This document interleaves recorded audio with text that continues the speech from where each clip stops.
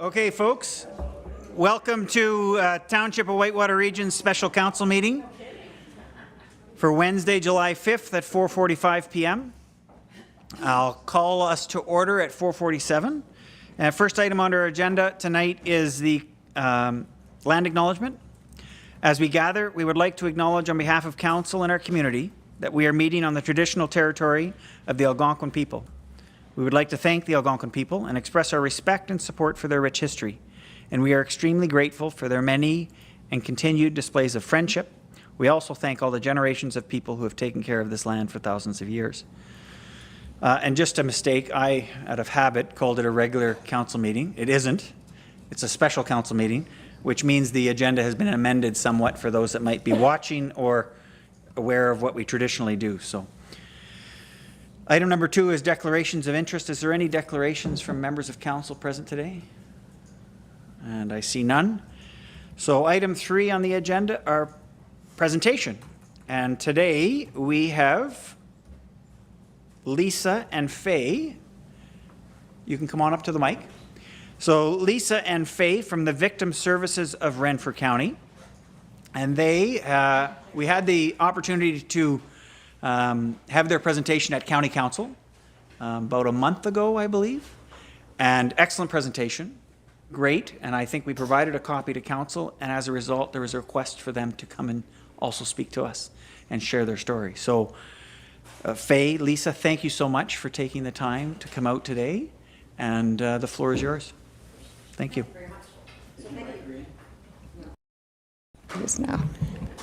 So thank you for the opportunity to be here this evening or this afternoon to share a bit of our just even start the conversation again around domestic violence and interpartner violence.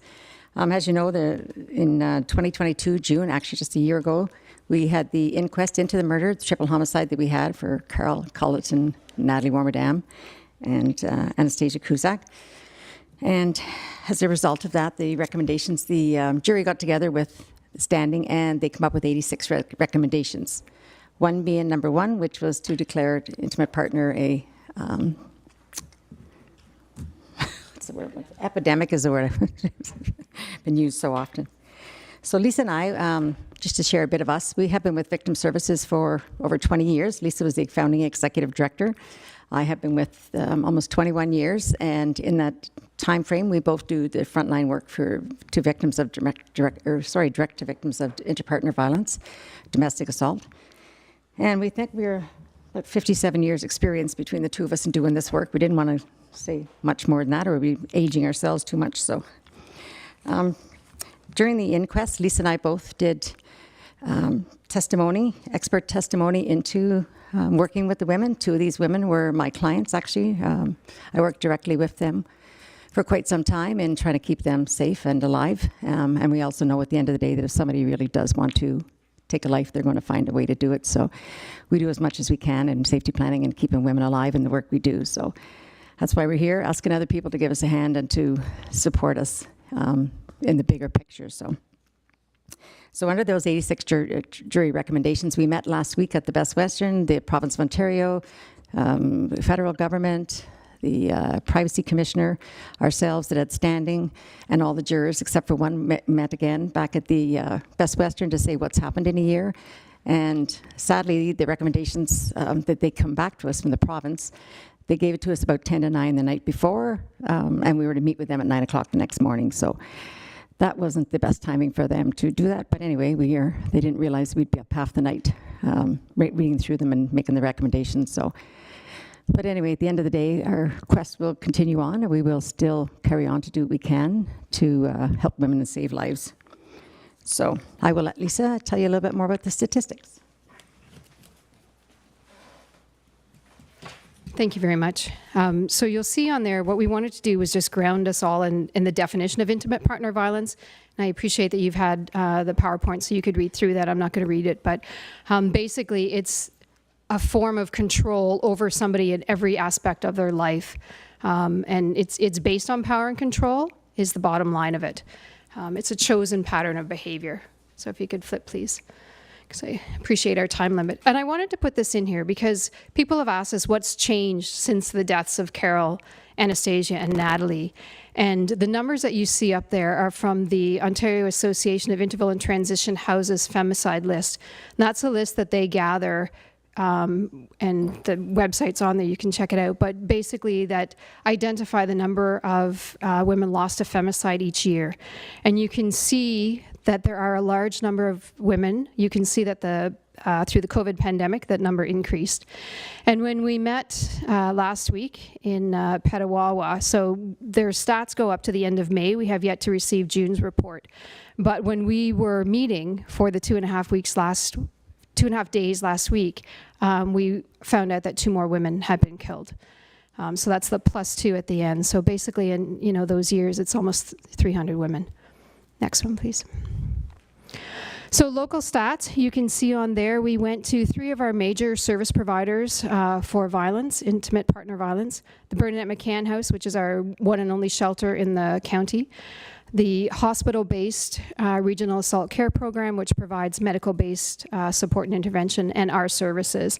And you can see how the numbers are there. It includes both the number of referrals that we receive as well as the number of follow-up contacts that we've had with everyone. You could flip, please. So what we know is that more women have died. There's been incredible heartache and loss. There's been an increase in femicides due to the COVID and people being locked in the houses together. There's also been an impact on frontline agencies, which I think is important to say, particularly after Ontario chose not to implement recommendation number 1. So I'm so proud you guys are, because they didn't like the word, that we had chosen the wrong word. The jurors had chosen the wrong word. So that really is exhausting on us doing this work every day, that was a hiccup there. Renfrew, or Lanark County was the first one, and City of Ottawa was the first urban one to implement recommendation number 1. We've seen the leadership shown by the County of Renfrew when we met in late March and that declaration was proclaimed, and with several municipalities also making that proclamation, and we are eternally grateful for you for doing that.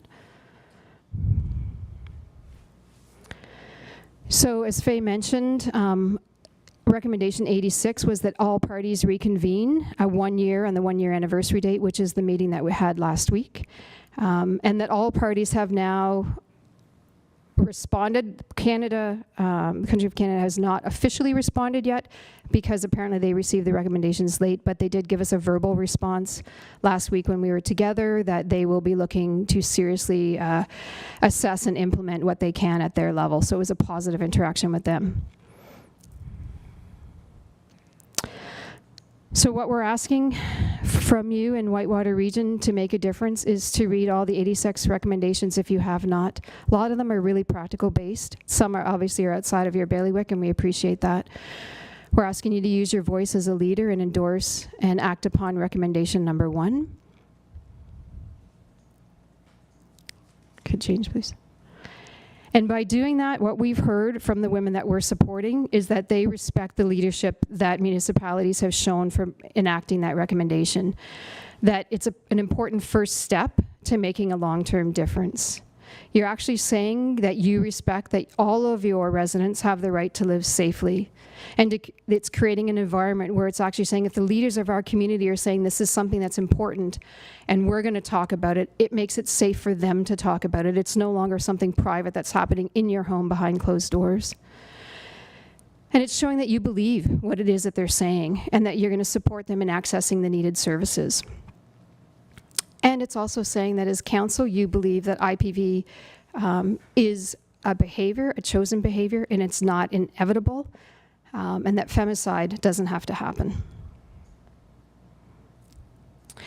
We also, when we went to the county, took a look at recommendations and thought about what other ones could municipalities support us in enacting, and I've listed them there. And they're basically around, a big one for us is the She Can Fund to help us help women to escape, as well as ones around safety and training and those kinds of things, but they are listed there, and hopefully you have them close by, so I'm not going to spend a lot of time on them out of respect for your time. And last slide, please. We just really want to say thank you. I have to say, And Faye said Whitewater was not like this, but when we heard the province last week not declare it an epidemic, my heart sank, and I was worried if we would even have this meeting. I'm so grateful that you are continuing to show your leadership and your caring and your compassion by having us here this evening and having this motion discussed. So thank you very much, and we're open to any questions you may have. Thank you so much. And we'll open the floor up to members of council. Any questions or comments that you'd like to make? Yes, Councillor Moore.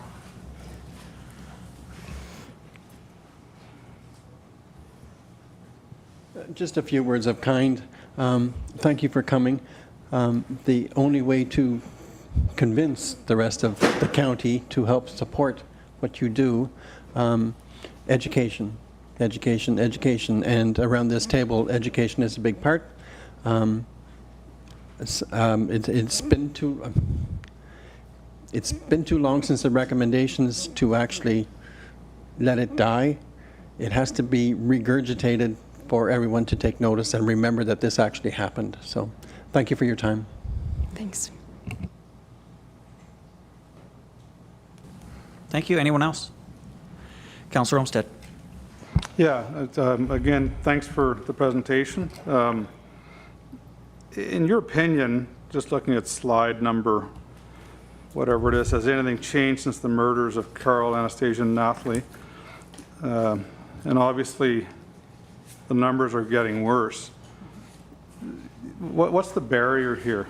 Why are things continuing to get worse rather than, you know, we've been how many years since this has happened? A lot of time, and people have spent a lot of, experts have spent a lot of time on this and recommendations, yet things are getting worse. So what in your mind is the barrier that's stopping things to get better? Am I here as myself or am I here as my agency? I think that's a really good question, and I think it's a complex answer. Speak with all freely. Yeah. This is being recorded. Some of these recommendations, quite honestly, came out over 20 years ago with the May Isles inquest and was repeated with the Hadley inquest. So they're not brand new. I think that there is a huge cost to implementing some of these changes, and there's a huge, personally, I think there's a lot of egos that have to be parked for that to occur, to really look, for example, the ministry, the recommendation for the government was around training within different programs, and they've said they've already implemented that training. Well, in the trenches on the front line, I'm not sure the implementation went well, or we wouldn't have recommended it again and be in the same position. I think one of the failures in the system is there hasn't been a lot of support for offenders or would-be offenders before they reach that point in time. And that's something that Natalie's child spoke very eloquently to during the inquest, is that Baza was not a monster all the time. So if we build programs for monsters, we're missing other people, right? And so we know that. We know that offenders are good guys into, you know, many areas of their life, but for whatever reason feel that it's okay to come home and act upon, you know, other feelings. So we really need to be looking at what is our curriculum in the schools, what is healthy relationships, what is consent, you know, right from JK and up. If it's not happening at home, it needs to be happening in the school system. And I know one of the recommendations is around reviewing that curriculum as well. Because we need to, within all of our aspects of society, say this is not okay. And, you know, for us, you know, in talking to the jurors after they made the recommendation number one was all about that. It's saying enough is enough and we're not going to do it anymore. We're not going to accept it anymore. And that's why they made that recommendation, because they said, we thought it happened a little bit. We didn't realize how pervasive it was. And I think there's probably every one of us in this room who may know someone who is either a victim or a perpetrator of intimate partner violence. And we think that's maybe the one-off, right? And what was loud and clear in that inquest room is it's not the one-off. Sadly, it's more like the majority, right? And so education is a huge piece of that on all levels, and implementing some of the true training and accountability mechanisms that were identified for many different agencies. Because we spend a lot of time trying to keep victims safe, for example, And that came out in the inquest. We have, safety trackers, and yet nobody knew where he was on that fateful morning, right? So we need to look at who's being tracked and why, like those kinds of things as well. But I think there's huge errors in the whole system. And before I totally become myself, I'll pass it to Faye.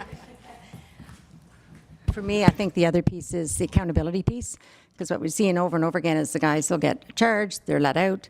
I mean, you can put your hands around a woman, you can choke her till she's unconscious on the floor and almost like she's starting to lose her bodily fluids, and the charge is still domestic violence. But if I did that to someone else, I'd be charged with attempted murder. So we still have to look at the seriousness of it as well as the accountability, because they're not even held overnight in jail anymore. Like they're out within hours, and then we scramble to keep the woman alive again afterwards. So that's the tough part, is there's no accountability for them to be, so they can do it over and over again. So that's one of my pet peeves, but build more jails. So if I may, Support services is Yes. so 2 other questions for you. 1, do you feel law enforcement's handcuffed to some degree? And 2, do you feel that there's just too much leniency to just that situation you described, when there's an act, police arrive, and the guy is out that night? It's kind of a loaded question, I guess. You don't really need to answer it, I guess. We'd be here quite a while. But that is the reality. They are out quite often. They're rarely held for bail, or held over, even if they are the next morning for bail, they're out. So it's a scramble, right? What can we do? How can we protect her and the kids? And it never ends, right? So I mean, know you can- not the rain in the parade, but if recommendations were made 20 years ago, Absolutely. and we're sitting here today making the same recommendations, something's wrong. Yeah. Yeah. And we have 3 lives. Well, I didn't count all the other ones on the list after the fact, but clearly something's not right. In the year before, we had 52 in 52 weeks. So Right. we lost one woman a week in Ontario. And I said, if any other agency, or for like a police officer, we lost one a week, or if we lost a firefighter, or we lost somebody one a week, everybody would be up in arms. Like everybody would be really complaining, right? Or there'd be things put in place to protect or to do something. Yet when it's a woman dies once a week, the numbers don't go anywhere. Yeah. And that's the tough part, right? So. I think too, that whatever we do, it has to be informed by survivors and by perpetrators themselves, right? Like what went wrong with you? Because when we look at, not all, but a lot of perpetrators are also victims of violence in their home or incest as a result, and they learn to fight back by fighting, right? And so if we're not dealing with that issue, and when you look in this situation, that obviously was a history that came out in the inquest and in the court process, what he grew up with, right? And that was never dealt with. So we need to be looking at all the systems, not just the court system and jails, because jails don't seem to be working really well, so we need to look outside of that, right? But what is our children's aid services doing? And we had a grant with Upper Ottawa Valley OPP, just ended, but it was a 2-year grant, and part of that grant was to do a survey and training on both intimate partner violence and human trafficking and their understanding of it, as well as what was frustrating for them and what needed to change within that system.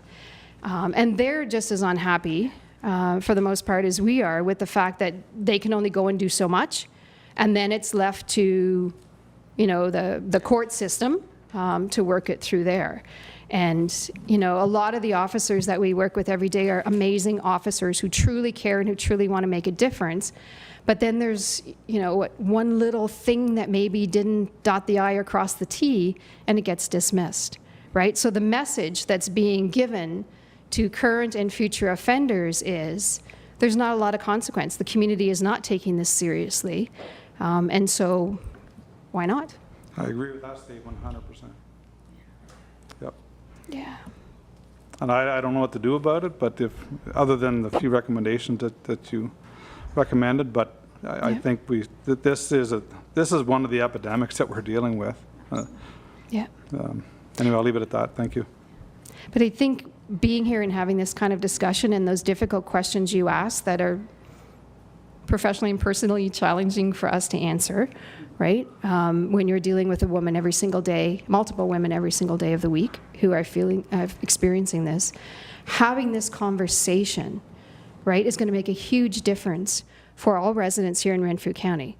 in Whitewater in particular right now, because you are saying, this is not okay.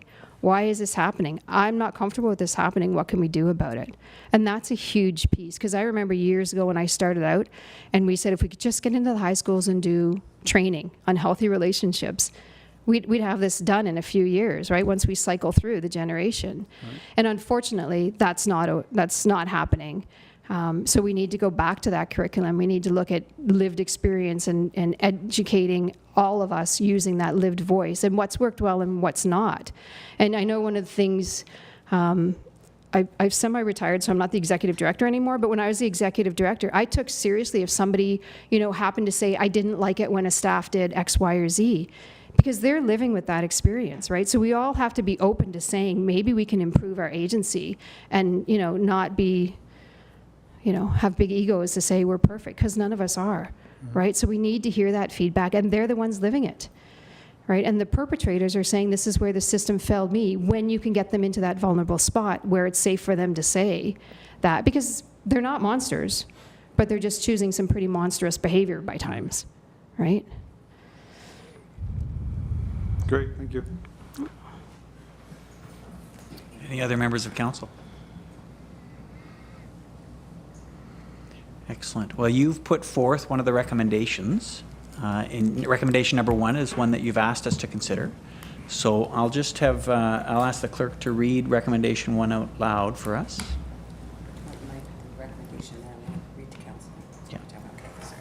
That the Council of Township of Whitewater Region support recommendation number 1 from the CKW inquest in formally declaring intimate partner violence as an epidemic. Is there a mover? Moved by the Deputy Mayor, seconded. Councillor Olmsted. Is there any discussion or comments that people would like to make in addition to what has been said tonight? No. I will just add that these kinds of uncomfortable conversations are exactly what we need.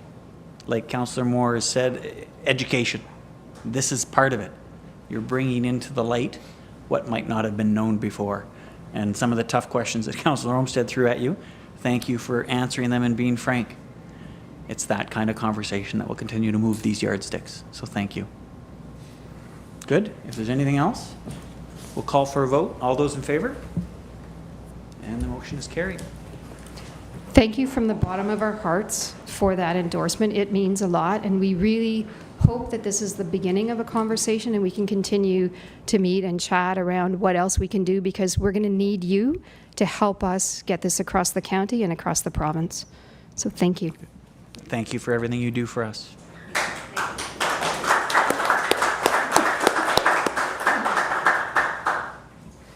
Good. You're welcome. You can leave. You don't need to stay through the next part. Thank you so much for coming here this evening. Our next item on the agenda is number 4, public meeting. So I will bring the public meeting to order at 5:10 p.m. This public meeting is for the comprehensive review of the township's zoning bylaw. And I will get the planner Benzie, to read our information here, please. Okay. Whew. Heavy thing to follow.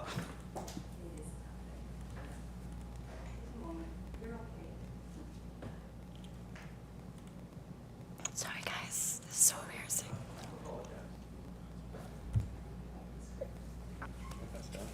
Yeah, sorry. I don't know. All right. So the planner statement.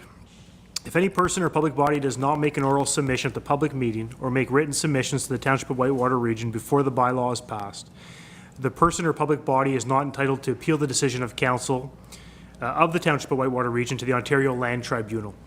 The person or public body may not be added as a party to the hearing of an appeal before the tribunal unless, in the opinion of the tribunal, there are reasonable grounds to do so.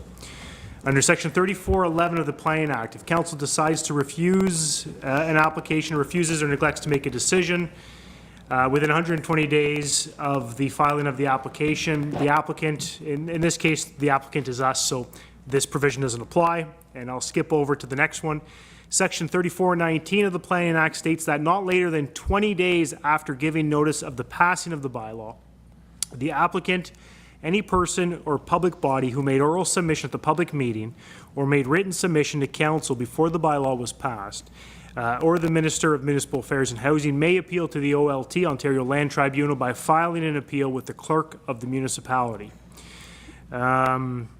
So today we're having our statutory public meeting with respect to our comprehensive zoning bylaw review. This is the last meeting of council before our summer break. So we will review the comments received today, and then we'll circle back with council in September, sort of with a finalized draft bylaw for council's consideration. We will likely host, and our guest here, Kent, will likely speak to this. We will likely host a second statutory public meeting just to give an opportunity for the public to provide more statutory comments in September. So back over to you, Mayor Nicholson. Excellent. And we're going to introduce our first presenter.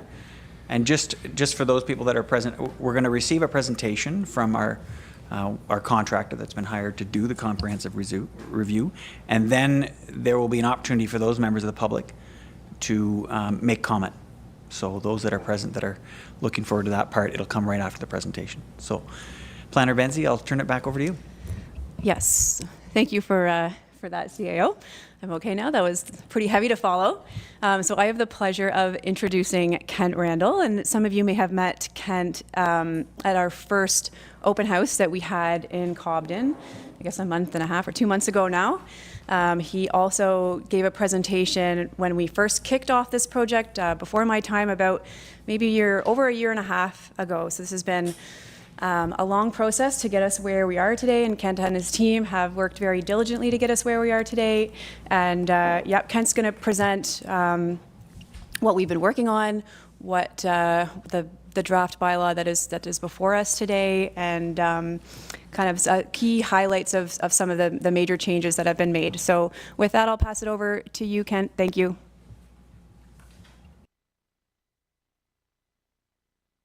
Sorry, I was on mute there. Thanks, Alex. And I presume you can hear me. I'm using a headset because apparently Zoom doesn't like my computer mic, so I presume everybody can hear me.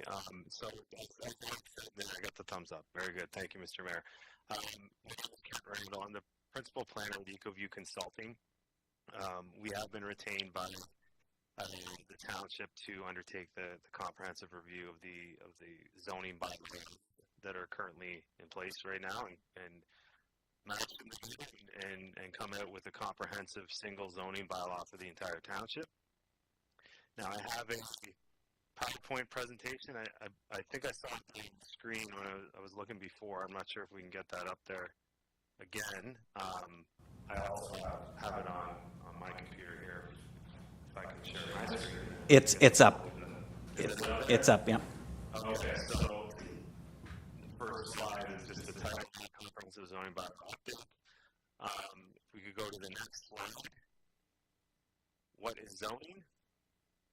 So it's always good to kind of break it down first, and then kind of get into the details, because you as a council, of course, deal with zoning bylaw amendment applications all the time, but it's always good to just kind of refresh ourselves in terms of what we're actually trying to do with zoning. Like what is the purpose? Why do we have it? When it comes down to it, it's simply put, it's the control of the use of land, buildings, and structures. Like that's the most simplistic way of putting it. There's a lot more kind of behind that, but that's essentially what it is, and that's what the Planning Act allows municipalities to do under Section 34. It's a major part of it is that it implements the policies of the official plan as well. So you have an official plan in place that you are subject to the County of Renfrew official plan. There are also Whitewater Region specific policies in that official plan. The zoning bylaw is intended to implement those policies on a site level. So the official plan being kind of the outlook and guide for development and growth within the township and management of resources and land and that sort of thing. The zoning comes in and provides that detail on a specific level in terms of, you know, where you can put buildings, what types of land uses you can establish on property. Provisions related to provisions and law regulations, you know, are the big things within the zoning bylaw. So setbacks, minimum setbacks, minimum frontage and area for a lot, and permitted uses. You know, what particular zone you can, you know, what you can do in a particular zone. And which leads me to the next point in terms of the zone categories, and that a municipality is divided into these various zones. And I'm sure you're familiar with the zoning bylaws that are in the that are applicable right now, or that are in effect right now within the township, and the various zones that apply to each property. There's also general provisions for all zones. So those are for all specific areas. So things like accessory structure general provisions that you would find, you know, that would apply to every type of residential zone. Things to deal with non-compliant or non-conformance. And zoning bylaws as a document have to be consistent, of course, with, they have to conform to the overarching plan. Of course, they implement those policies. They also have to be consistent with the provincial policy statement. Everything typed in has to be in conformity and consistency. Next slide, please. So, why do you need a zoning bylaw? Well, for those reasons.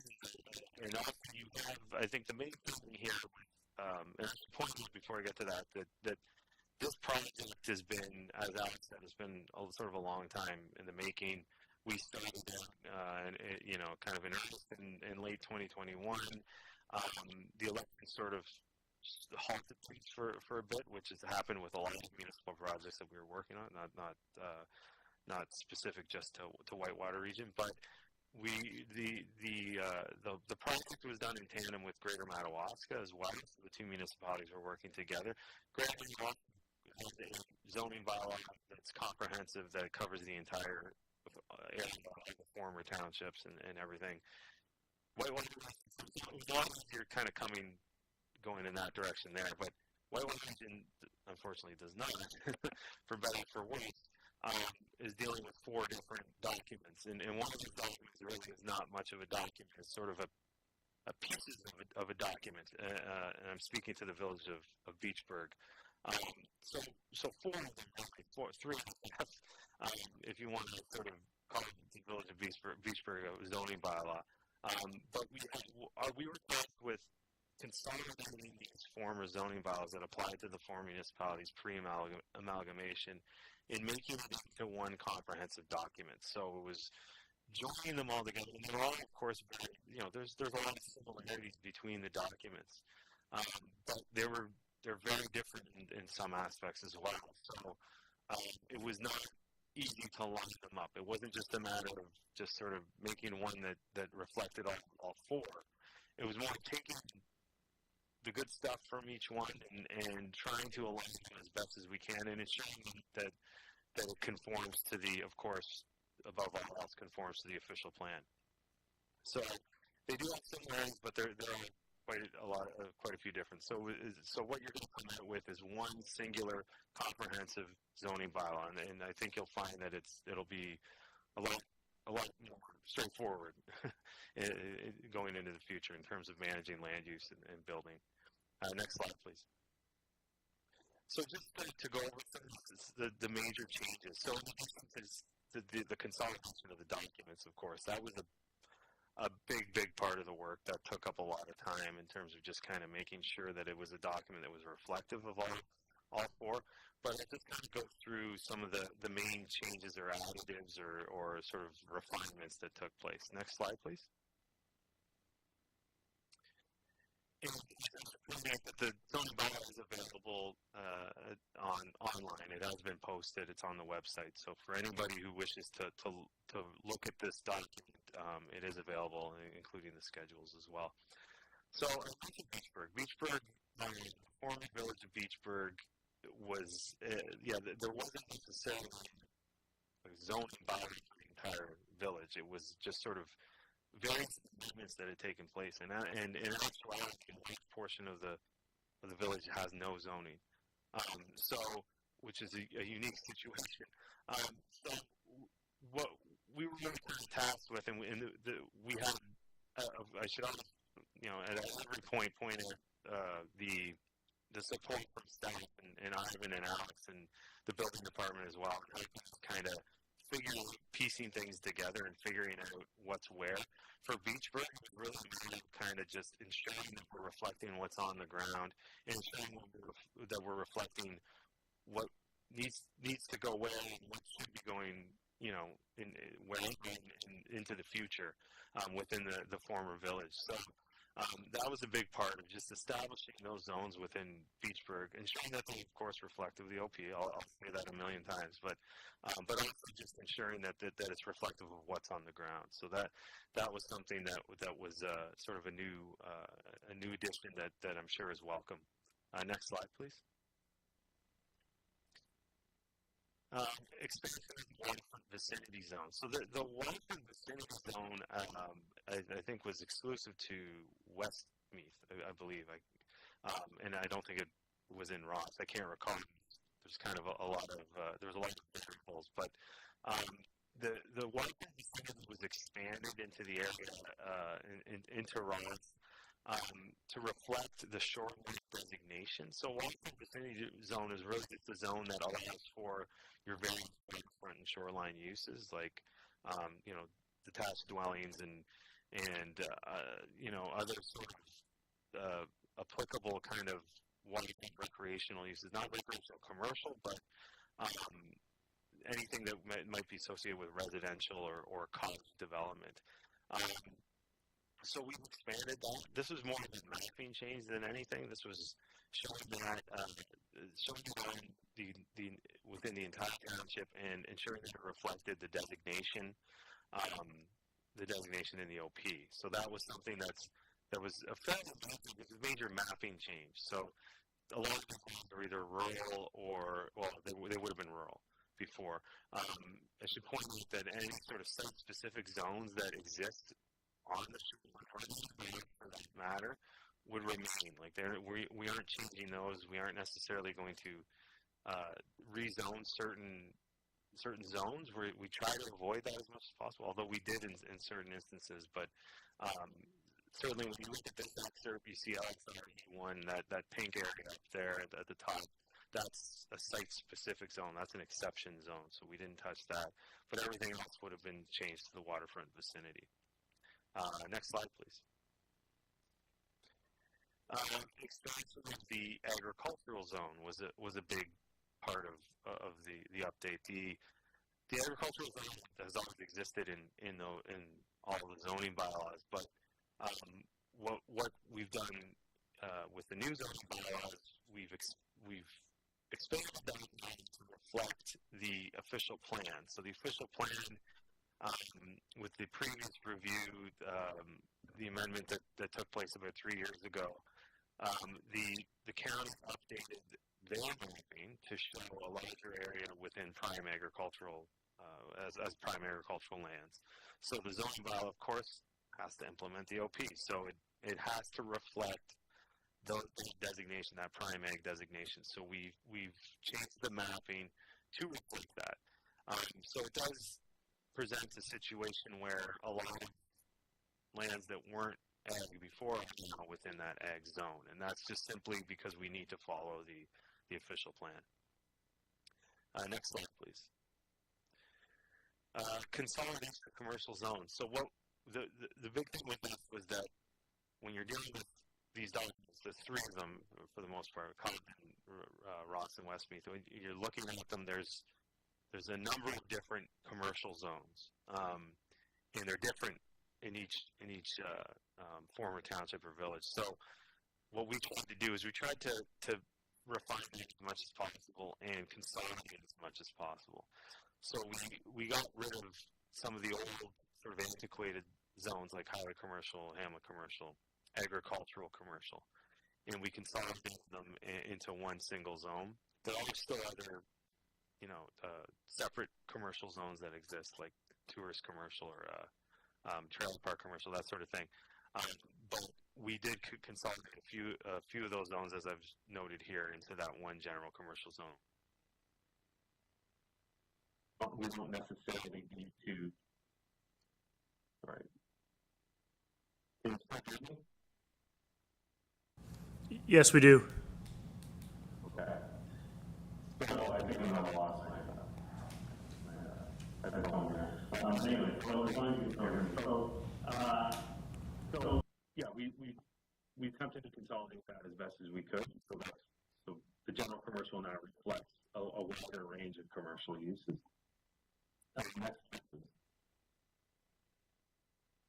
Cannabis production facilities is something that we've implemented in other places, and just to ensure that it was accounted for.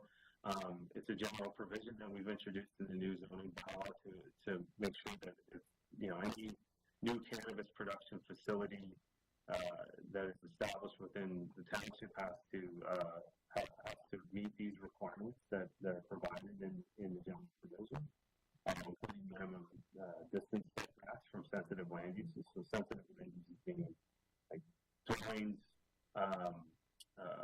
community facilities like long-term care facilities or schools, that sort of thing. So we've introduced those policies which sort of separate that as a separate use and establishes those requirements. Next slide, please.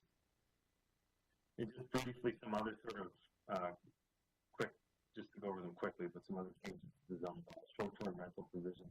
I know that that's something that typically comes up quite often. We have added provisions related to short-term rentals. They're very brief and basically identify short-term rentals as a use. Kent, can you hear me? Yeah, you're becoming more muffled. Is there a chance we can adjust your mic and then? Yeah. Yeah. You don't mind. Yeah, please take the time.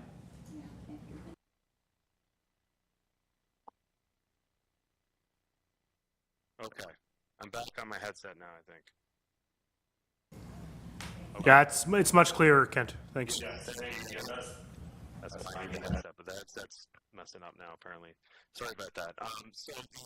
So short-term rentals, the biggest issue with existing zoning in most places with short-term rentals is that the zoning doesn't identify it as a separate use from residential.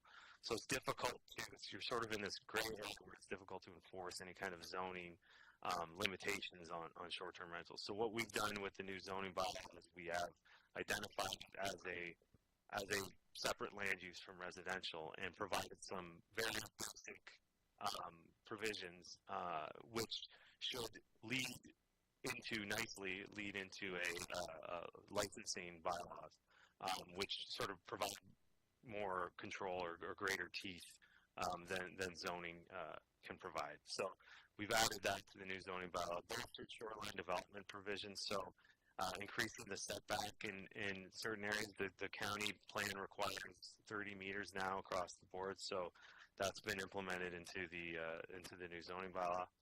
Next slide, please.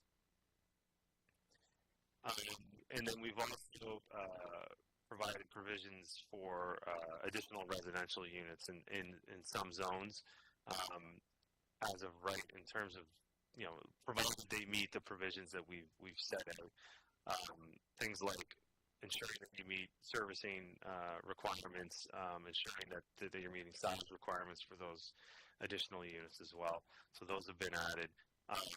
They are still in keeping with changes to Bill 23, although the additional unit provisions in rural areas and unserviced, like non-serviced hamlets or rural areas, by planning units, municipalities aren't required anymore to allow them, but we still allow them under the provisions that we've provided for in the new zoning bylaw.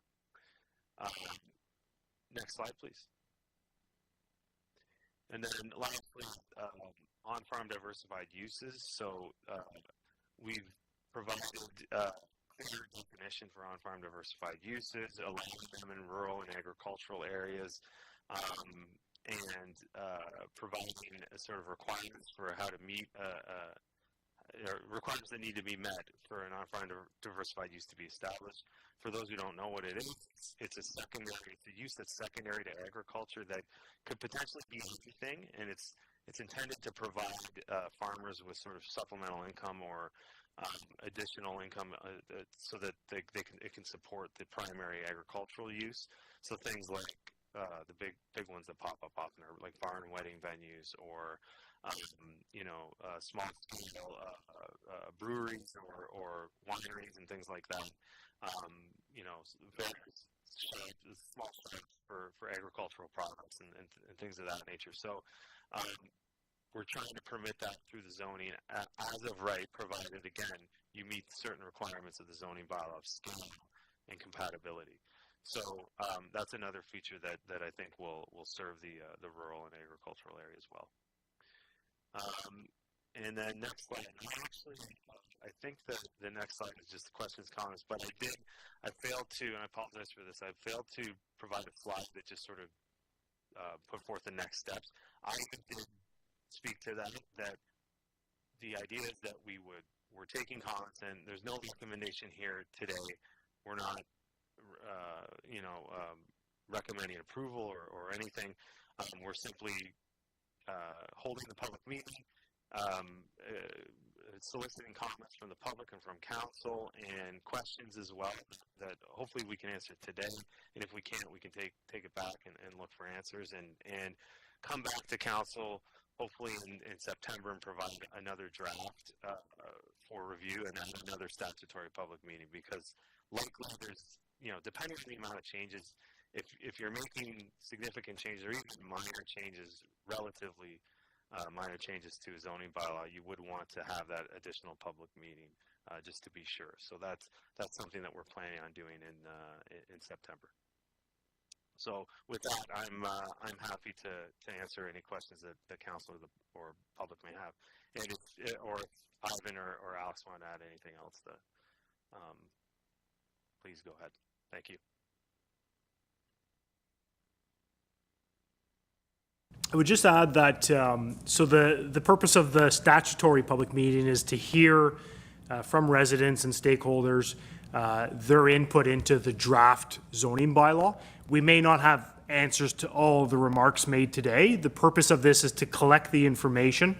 When we return to council at a later date, we'd have sort of a table that expresses what was mentioned at today's meeting, how we've reviewed it, and what our recommendation is, whether we consider the modification per the comment made and the reasons why. So, we may not have answers to everything, and we're glad to discuss some items, certainly at the discretion of council, but the purpose here is to hear comments, and we'll return back to council at a later date with a summary of those comments and our proposed modifications if we think there's validity there or not, just as one note to make. Thanks. Good. Thank you, CAO. And I just wanted to say, I think having the two statutory public meetings with the space in between is an excellent approach for this very complex issue at hand. So I think this is the best way to go for it, and I look forward to hearing additional comments. What I will do now is we'll entertain questions from council specific to our consultant, Kent. So if there's any questions from members of council that they'd like to ask Kent. Yes, Councillor Trim. I have a comment. If I may, I have a comment, Mr. Mayor. Kent was saying that this was a long process that began for him in 2021. However, really, this has been outstanding for 23 years since amalgamation. And he also commented that it was a challenge putting this together, the municipalities and because of the differences. I would add that it has been an ongoing challenge for staff, and we have the CBO here today, Mr. Schultz, that maybe would attest to that it was very difficult to administer this. And hopefully, going forward, with a new comprehensive zoning bylaw, when it is ultimately passed, that it will make the building department and the planning departments work a little easier. So that's my comment, Mr. Mayor. Do anyone else have any questions for our consultant? Good. None seen. And you have time to ask questions as well, and he will be coming back. Next step for us is we will accept any comments from the public. So if there are members of the public that would like to speak, Mr. Kowalski can go first. So just, he can break the water. You can move up to the mic, please.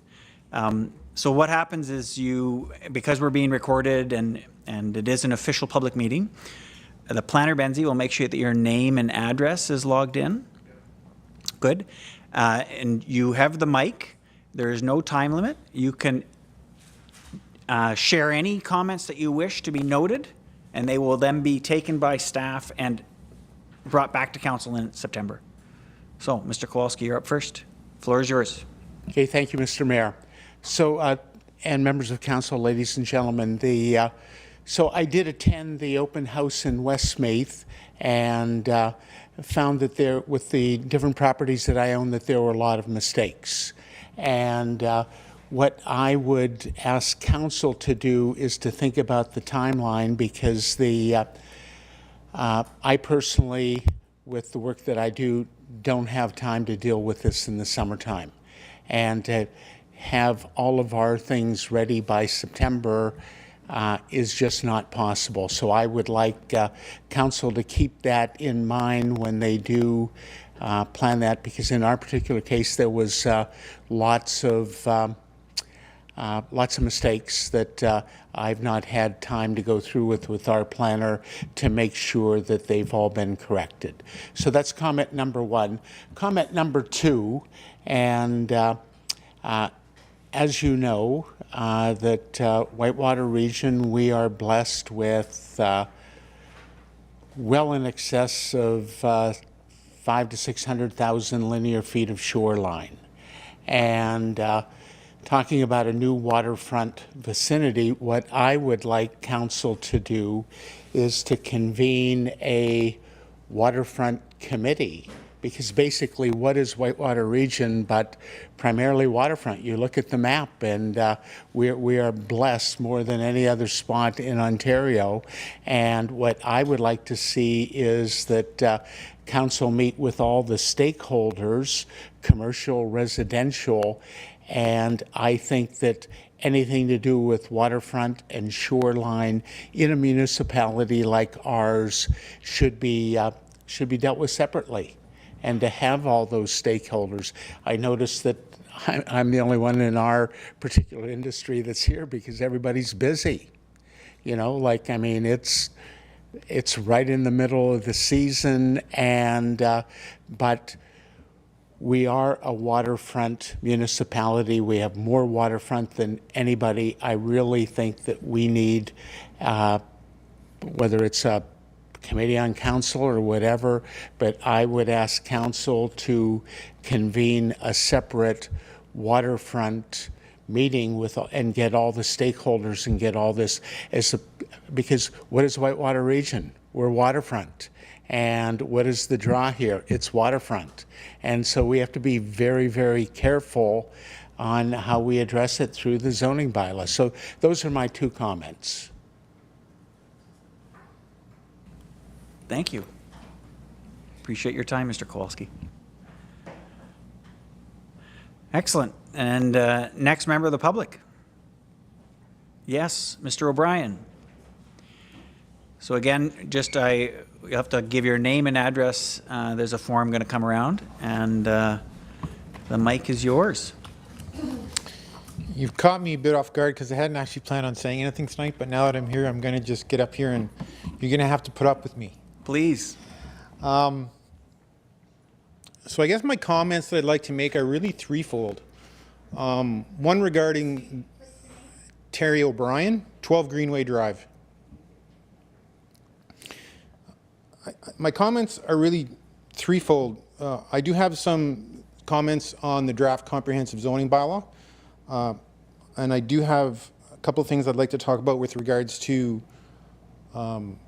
property standards, as well as bylaw enforcement. So specifically dealing with the draft comprehensive zoning bylaw, so I'd like to commend council, the mayor, and staff for going through this process, because it is a long, drawn-out process, and it's going to be much easier for the building officials for sure once this is done. I'm originally from Westmeath, and I just moved back to the area in 2019. So I really know Westmeath the best. So when reviewing the information on the draft zoning bylaw, I did look at the Westmeath, the Village of Westmeath schedule. I did not look at the rest of the municipality, so that's full disclosure. So within the Village of Westmeath, I just went through the bylaw, went through the schedule, and I didn't see anything in the definitions for shipping containers or sea cans. Is that something that was overlooked, or is that something that's going to be added into the definitions? And is there anything in the general provisions that speak to that? And I'm specifically not talking about farm-related uses of sea cans, but those types of sea cans or shipping containers that are being stored within village boundaries in the municipality. I'm also wondering about if there's anything in the bylaw that speaks to open storage within the village boundaries. It's a little bit different, when you're in more rural areas, and certainly within agricultural areas for sure, but within the Village of Westmeath, there seems to be a lot of open storage happening. That causes me a bit of concern. And are there prohibited forms of dwelling units within the village? Because I know in Westmeath, I can think of at least one or two instances where there are what I would consider to be not an official residence, a recreational trailer that people are living in year-round, for example. And that sort of spins me into the next part of my comments, which would be with bylaw enforcement and minimum property standards. I was communicating with Alex via email. Thank you, Alex, for getting me that information, and Nicole as well. So I did get a copy of the minimum property standards bylaw. When I moved back to Westmeath in 2019, I was absolutely shocked at the disrepair that's gone on in the Village of Westmeath with respect to people's properties. And it seems to have gotten worse since 2019. Now, I've talked to a lot of people in the village in the last few years, and especially since things have, sort of loosened up since the pandemic has ended. So, Mr. O'Brien, I'm yes. sorry I have to interrupt. Yeah. But you're speaking to two other bylaws that aren't up for public discussion today. Okay, fair enough. Not dismissing the issue. Yep. I just have to keep it on point because of other members that want to speak to the comprehensive I zoning understand bylaw. that. If I can get you to link up with staff afterwards, there may be another opportunity for you to be able to present those kinds of feedback specific to those bylaws. Okay. Another opportunity. All right. All right, that's all my comments then. Thank you. Excellent, thank you. And just before, does staff want to respond to either or any of his comments that he made at this point in time? I would just add that certainly, Terry, I can give you my card and we can communicate with respect to the bylaw enforcement piece and the provisions in the property standards bylaw. As it pertains to shipping containers, I don't think there's any real prohibition of shipping containers. I have seen in other zoning bylaws where they strictly prohibit them. In the current bylaw or the past bylaws, you'd be allowed to have them during construction projects. So something to consider. I'm sure Planner Benzie and I will look at that. Open storage on a residential property is probably something that's more of a property standards matter. Open storage is something that is often seen with contractor yards, where they have, for electrician, spools of wire that's open and visible from the street. But people storing old equipment on residential properties, might be better suited to be controlled via the property standards bylaw, I would think. But another note taken, and we will examine that as part of the comprehensive review. Thanks. The last comment was prohibited uses. I'm seeing Kent has his hand up as well, if we don't mind. Yeah, thanks, Mr. Mayor. I would, so in terms of open storage, there actually is a general provision in the new comprehensive bylaw that speaks to open storage. It is prohibited in residential and community facility zones. So, but as I said, a lot of stuff is, sort of interrelated, and I do appreciate the delegate's comment as it pertains to property standards, because some of this does lead over into that in terms of enforcement, but certainly the zoning is clear on prohibition of open storage in residential areas. And, shipping containers, as Ivan said, I'm not sure if we might have floated, that's kind of a common thing that I like to float with municipalities, the shipping container a general provision. I'm not sure if we ever discussed that. I can't recall, but certainly something that we can explore a little bit more. And I think the other question about trailers or prohibited forms of dwelling units. Trailers are not permitted as a dwelling unit, so that's clear. I believe that's in all the current zoning bylaws as well. So I do have another question about the zoning bylaw. I did notice in the village of Westmeath, there seems to be two properties that are zoned, one zoned institutional, but it seems to be currently used for residential. And there seems to be another property which is zoned general commercial, and it's being used as, I think, residential. So was that a mistake, or is that simply because it's in conformity with the official plan? Or maybe you could comment on that? Yeah, through Mayor, I'm happy to comment on that. So typically, the zones that are shown in the new schedules are carried over from the previous zoning bylaw. We don't necessarily make changes unless we kind of knowingly understand what's going on and that sort of thing. But typically, we just carry over the same zoning. If you could actually identify those specific properties, it would be good. This would be an opportunity for us to correct any kind of errors like that. And to the other speaker's point, we do want to hear from people if there is something that they feel is an inconsistency that we can look into. So we're happy to look into that if the speaker wishes to provide us with that information. One last question. Was there an existing land use study done as a sort of a first step to this process, or like was there boots on the ground, sort of walking around, seeing what's happening on the ground? And through the mayor, so that typically does not happen, with the exception of the work that was done for Beachburg, because there was nothing there in terms of what the previous zoning was. As I said, we usually carry over as best as we can from previous zoning bylaws. If you're starting from scratch, it's more of a sort of, like you said, boots on the ground, like verification of like a windshield survey, I guess you would put it. Yeah, that's kind of what I mean. Right. A windshield survey. Determining, okay, well, what's there? That was done for Beachburg, for the other former municipalities, just simply because it's a massive undertaking to do that. But it's also it's safe to kind of carry over what the zoning was before in most instances.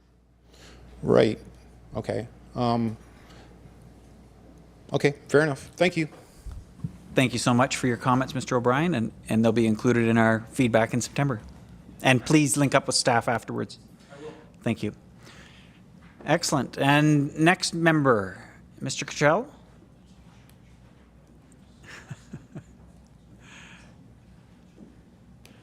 So if I can just, my error in the last one, if you can state your name and address, please, for the record. Yes, it's Phil Cottrell, 138 Greenway Drive, Westmeath. Oh, can we just make sure your mic is on? Is it green? It's not green, sorry. It's green now, is that better? There we go. Okay, sorry about that. Thank you. Phil Cottrell, 138 Greenway Drive, Westmeath. Just down the road from Terry, actually, Terry O'Brien. So, Mr. Mayor, councillors, ladies and gentlemen, thank you for giving me the opportunity to speak. Somebody told me I only had 3 minutes. I don't know where that came from, but I could go on forever. But anyway, I'll be short. Firstly, thank you to Council for tackling this comprehensive zoning bylaw. We hope that there will be a clear set of guidelines established and that there will be some real reinforcement of these bylaws, one way or the other. Now, in this comprehensive zoning bylaw, as you know, there's a relatively small section that was mentioned, which deals with STAs, short-term accommodations, or some call them STRs, short-term rentals. This is a hugely important subject. It's an issue that has impacted significantly many municipalities and communities within the country and, of course, here in Ontario. This is a subject that we encourage Council to take very seriously and to debate the pros and cons at length of STAs. We ask, respectively, that Council does not kick this can down the road. We fear that might happen because this is an issue, as other municipalities have shown outside Renfrew County, that can explode into huge problems if not dealt with fairly reasonably and with resolve. Now, considerable work has been done and undertaken to provide Council a suggested draft bylaw for STAs, and we encourage Council to study this document and to set a date for discussion and hopefully implementation in some form or another. We also suggest that perhaps you all could spend an hour or so on the internet just researching STAs and their impact on municipalities. Okay, we understand the complexities of an issue like this involving, as it does, the Planning Act, the Municipal Act, acts also we've never heard of, personal and sometimes powerful corporate interests. However, again, we encourage Council to look at this document and this issue with a view to producing at some point some form of regulation. Somebody said leadership is making the wise decision even if it is hard. So we ask for decisive decisions, and we also ask, if we can, for complete transparency, which we feel is very important. Well, let me conclude by saying we're well aware that there are folk out there who do derive legitimate incomes from STAs. However, it's a very, very important subject and one that we ask you all to take seriously. That's it. Thank you for your time and for giving us the opportunity to make comments. We do appreciate our Council and the work that you do. Good. Thank you, Mr. Cottrell. I just want to confirm, you mentioned that you had provided a draft bylaw or comments to the bylaw? We understand there is a draft bylaw on STAs that has been produced. You're speaking to licensing.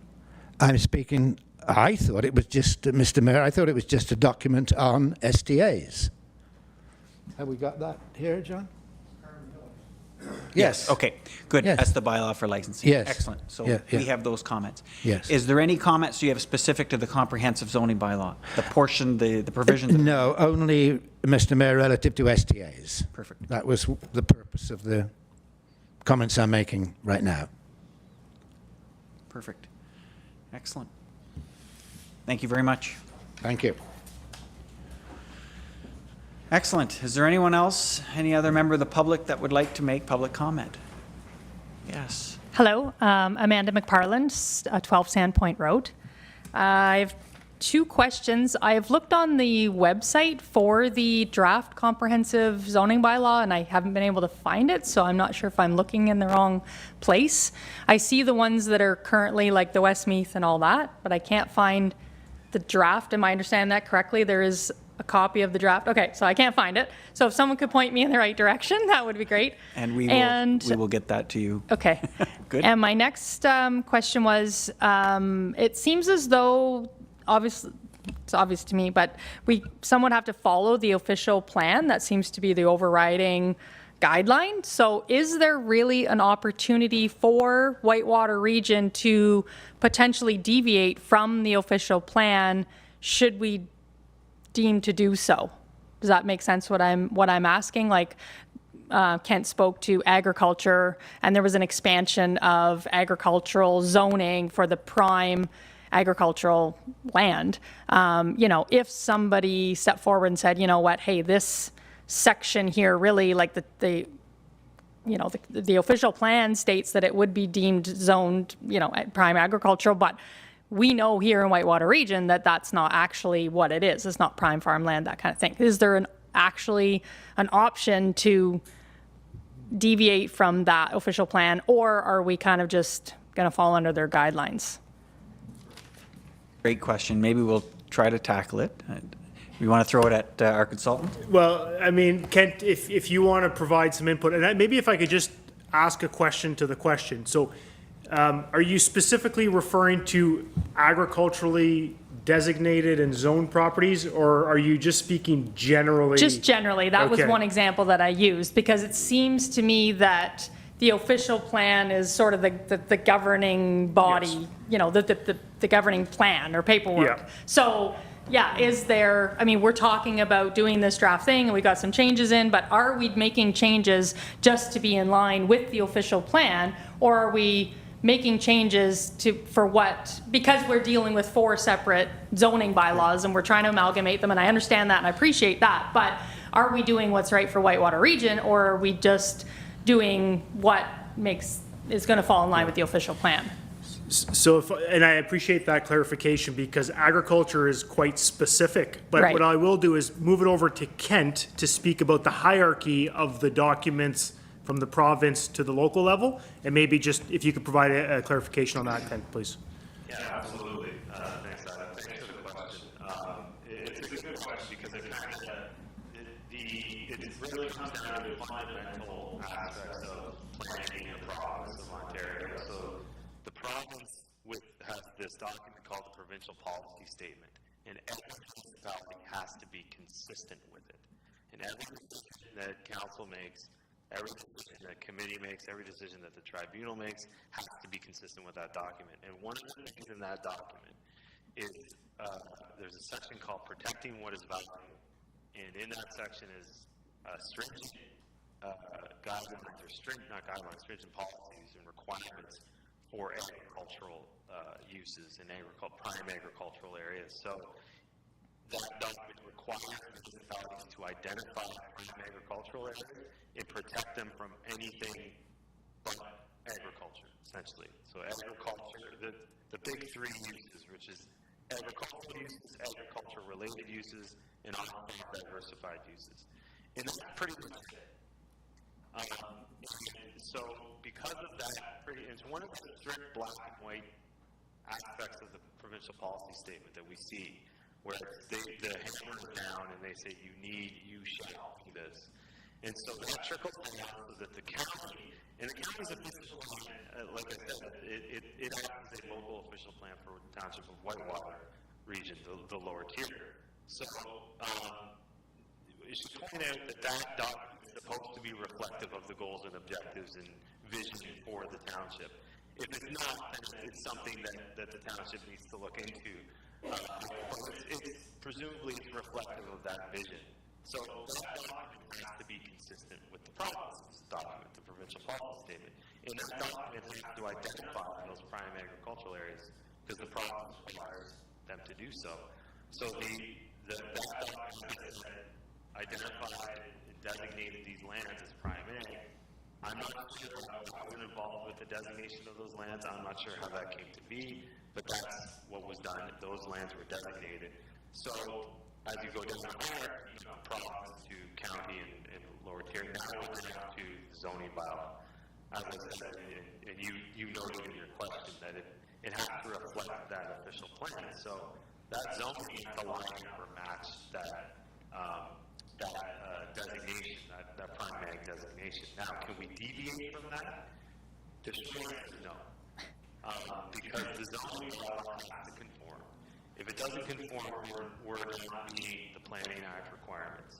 And we're also not meeting the requirements as a provincial policy statement, which states shall be consistent in the Planning Act. So we can't defend that decision if it were to go to the tribunal, which is a third-party adjudicator for planning matters. So it could be appealed, and there's no basis really for us for doing it. So, I mean, council could make a decision and frame it however they want. That's their decision. That's their right. But certainly, the decision is not defendable from a planning perspective and from a policy perspective. So, unfortunately, there's not much. There really is no wiggle room there. Now, how can we make it whitewater specific? How do we make the zoning bylaw whitewater specific? Well, that's kind of in some of these other aspects, like shipping containers, like short-term rentals, like the commercial zones that I talked about, even the waterfront vicinity to a certain extent. But that's where the local flavor comes in. There's some things with the planning documents that we prepare that we can't change because the process, as I said, the hammer has come down. But there are some things that we can sort of craft that are locally specific, and we try to do that as best as we can. But certainly agricultural lands are one of those things that we really can't. So that's, I mean, I'm trying to be, I'm not trying to be flippant, but that's essentially, what it is. Right. So then would the same thing be true for waterfront vicinity? Because wasn't that something else that was... So through the waterfront vicinity is, so that's not a provincial thing, but that's the official plan. So that's right. So it's not a provincial level of protection. Like if that official plan could potentially be amended to take out that waterfront designation, like that's within the rights of the upper and lower tier, whoever's making the decision on that policy change. Because it's not a provincial thing. It's not part of that. Yeah. So there is an opportunity to kind of, I guess, buck against the official plan. For example, waterfront vicinity, if the official plan calls for, longer setbacks or what have you, there is an opportunity for Whitewater Region to speak against that portion of the official plan. Am I? No, I'm sorry. I'm not sure I'm not sure if I didn't communicate that properly. So there is, what I mean is that the official plan, there's nothing in the provincial policy that is statement that says 30 meters. If it was the decision of the municipality to change its official plan to reflect a shorter setback, they could do that. But as it stands right now today, the official plan, the Renfrew County official plan, has that regulation, that requirement in place. So we have to follow it. And until all that's changed, we always have to follow it. Right. So the official plan is put out by the county, right? So again, sorry, I'm just not getting this, but yeah. So is there an opportunity for Whitewater Region to do something, or I guess lobby the county to, I don't know how that would work, have an exemption for Whitewater Region when it comes to waterfront vicinity? I'm just going to jump in because you're hitting, it's an official plan amendment, and I'll let the CAO speak to it, but you can go back and amend the official plan with a specific context. Ivan, do you want to speak to it? I guess I was just going to point that out. So the waterfront designation that exists in Whitewater Region is specific to our community. No other community in Renfrew County has a waterfront designation. That came about decisions of council back about 10 or 15 years ago, where they decided that we needed to have our own policies for waterfront development.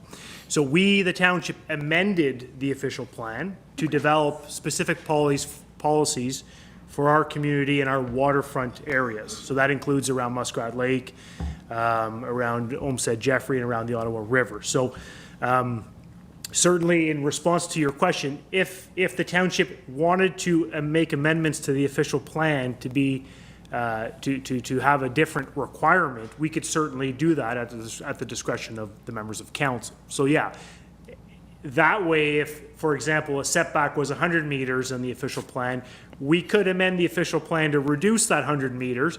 But again, the approval authority then is not us, it's the county council, and they have to also agree with the reduced setback that we're proposing. We'd have to justify it, there'd have to be reports. The more recent situation would be the settlement boundary changes we just approved, or that were just approved by the county. So we had modified the settlement boundary of the village of Cobden as recently as in the last few months. So that was approved by the county. That was an official plan amendment that we made to the county to modify the settlement boundary. We supported that with a $30,000, $40,000 study to justify the change. So you need to substantiate the proposal you're bringing forward, depending on what it is. So I hope that clarifies a little bit. For sure, yeah, I guess what I'm trying to determine at the end of the day is we've got, the planner, we've got yourself, we've got EchoView, but at the end of the day, if we have to sort of just toe the line from the provincial policy statement to the official plan down to us, then we're all investing like a lot of time and energy to make this, this amendment and this consolidated thing. But it's like, is there a point to it if we just have to sort of follow down the line, if everything trickles downhill? That's all I'm just trying to, ascertain like Kent's been working on this since 2021. So, and it's been going on for 20 years and all that. And I understand amalgamating it and that consolidating it, that totally makes sense. But, if it's just going to be from the provincial policy statement down to the official plan down to us, then, it's not really worth exerting a lot of energy, in my opinion, to just do something that we're going to be mandated to follow anyways, right? Well, and I would, there's extreme value in what we're doing. I'll make that clear. Certainly the process has been long, but there's great value in it. I think one of the key things is that the PPS, like our zoning bylaws date back to the 1990s, right? We amalgamated in 2001. The province has adopted probably 4 or 5 PPSs since our amalgamation. We are not up to date whatsoever. We don't have secondary dwelling unit provisions and a whole variety of other provisions. So, the process has been long, but there's extreme value in consolidating it.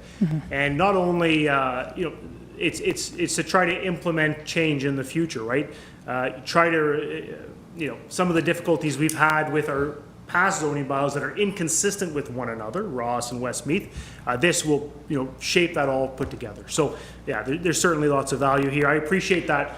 We're kind of handcuffed by the province and the OP, but that's the reality that every municipality in Ontario lives, I would say.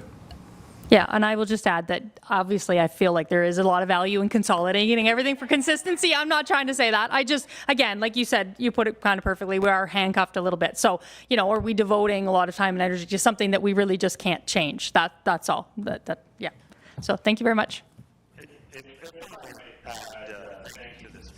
Just through the mayor, if I might add, just not necessarily just to defend the work that's been done. I know she appreciates it, but just the zoning bylaw has to, you have to have something in place that is workable and flexible and that can do what you need it to do. So that has to be no matter what the policy is above you. But I would say that if there's something that you feel the council feels is not working or the public feels is not working, and it makes sense, then there's always opportunities in the future to amend the county's OP, and sort of change that vision for the municipality. Really, the OP is where it starts, right? Provincial policy, the OP is where the local sort of touch comes from, right? And then the zoning just kind of has to implement that. So that's what we've attempted to do. Like I said, that there are aspects to the zoning bylaw that you can make sort of locally specific that we're trying to do and that we can continue to do.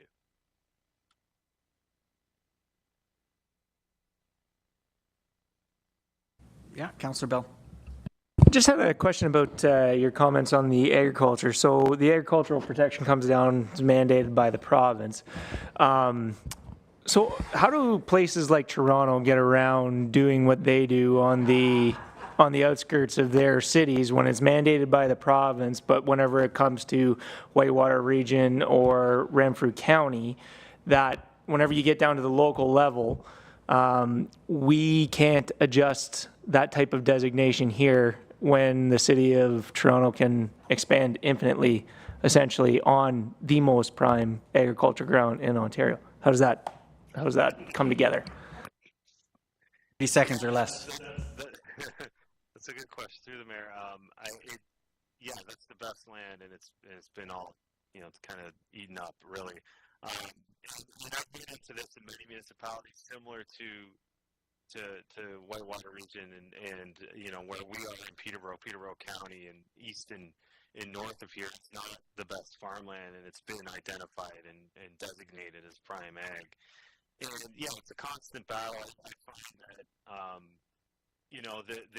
there's obviously priorities that come into play in terms of where the province wants to see growth, and where they're willing to kind of modify. There's a lot more sort of political will. I won't go too far into the weeds in terms of editorializing, but that's really the gist of it. I think I find that I've found over the years that in the work that we've done in rural areas, that they don't necessarily get the same sort of attention that they deserve in terms of flexibility, providing flexibility. The provincial policy statement is very flexible, and it doesn't really reflect the needs of rural Ontario. It's better than it was, but it's still not where it needs to be, I think. But I mean, all I can say is that it's really just, for the most part, it's probably just political will more than anything. There's also a tool, I believe I've heard it called a number of times, ministerial zoning order, where you can have the province actually come down and override your zoning bylaws. Specific. The other thing that, sorry, Mr. Mayor, I don't mean to cut you off. The other thing is those MZOs, and well, I can also say that a lot of the development that you see in the GTA has been development of greenfield lands up until the last 2 years. Up until a lot of these MZOs. It's just been a development of greenfield lands, so lands that were already in the settlement areas and that just haven't been developed yet. And then they were, even though it's great farmland, and it had been designated for 30, 40 years, and it's just that they had just gotten there at that point.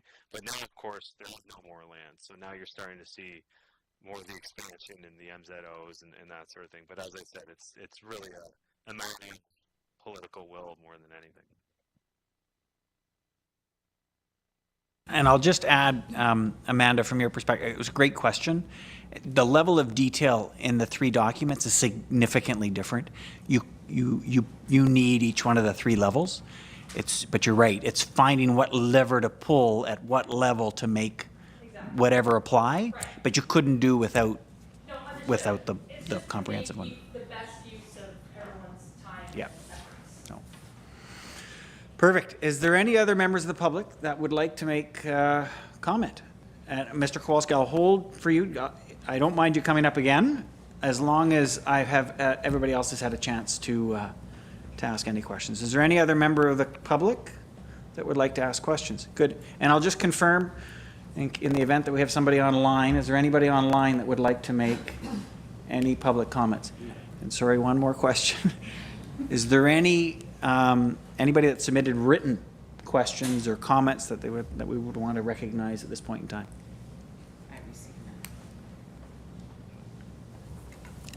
We have received written comments. I don't have a summary of those with me now, but they will be provided at the next meeting, in addition to our comments on everything that's been raised today. Thank you. Last call now. Mr. Kowalski, if you'd like to come back up, we'll give you the opportunity. Again, though, for the sake of our listeners, introduce yourself with your address, please. Thank you, Mr. Mayor. I will be very brief. Being the opportunist that I am, I could not miss opportunity in regard to your question, which is the question, why don't we have our own official plan?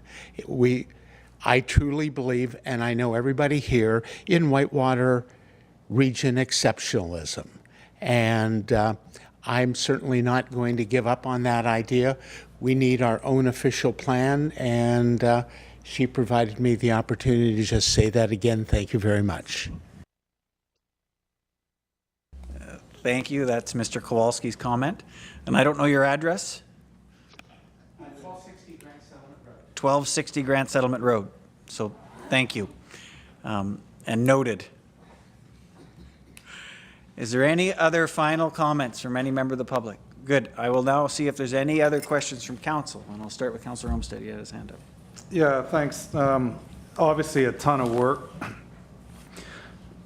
I want to ensure we have a very quick and seamless process to handle any errors and omissions. So as Mr. Kowalski stated, just on some of his properties, there seems to be some discrepancies. And as our CEO mentioned, just on the map of Cobden, we did some changes recently. So I understand it's a living, breathing document, and changes happen probably daily or weekly. But I want to ensure that if somebody has an error on their property, doesn't have to go to staff and then come to council. I want to ensure that these are dealt with very quickly. So if somebody has a certain current zone on their property and the new version says something different, I want to ensure that that's handled as quickly as possible. Can you just detail how that would work? Just a question. Are you talking about changes that are identified after a resolution is passed to accept this bylaw, or up until it's No, so I'm just talking current. So if a current property is designated rural, and Mr. Kowalski says that his property, that particular property was designated tourist commercial, I want to be sure that that gets sorted out swiftly without having to come to, we could potentially dealing with hundreds of these, right? Like, how many square acres are we talking about, or square kilometers in our township? So I want to be sure that those discrepancies are noted, and if it can be proven that was the former designation and this new living document says otherwise. So how do we figure out administrative errors? Yes. After a resolution is passed? Yeah. After the next public meeting? Well, or can they be figured out before? If it can't be figured out before. Right. Good. Who'd like to speak to that? I see Kent has his hand up. I'll let him go ahead, and then I'll add if Perfect. Kent, please. And to the council. So just to give you an idea of what typically happens when we receive information, we do have Mr. Kowalski's planner provide us with a comprehensive submission of those discrepancies. So we have them. We've received them. We take those comments. We record them. We save the documents. We have if those requests are reasonable. So it's not just somebody coming in and saying, I want to rezone my property to industrial with no justification. If it's just something that's like a discrepancy, like something that doesn't match what's there before, then we'll simply make the change and we'll note it in that table. And what you'll see when we come back is sort of a list of some of those changes that we've made.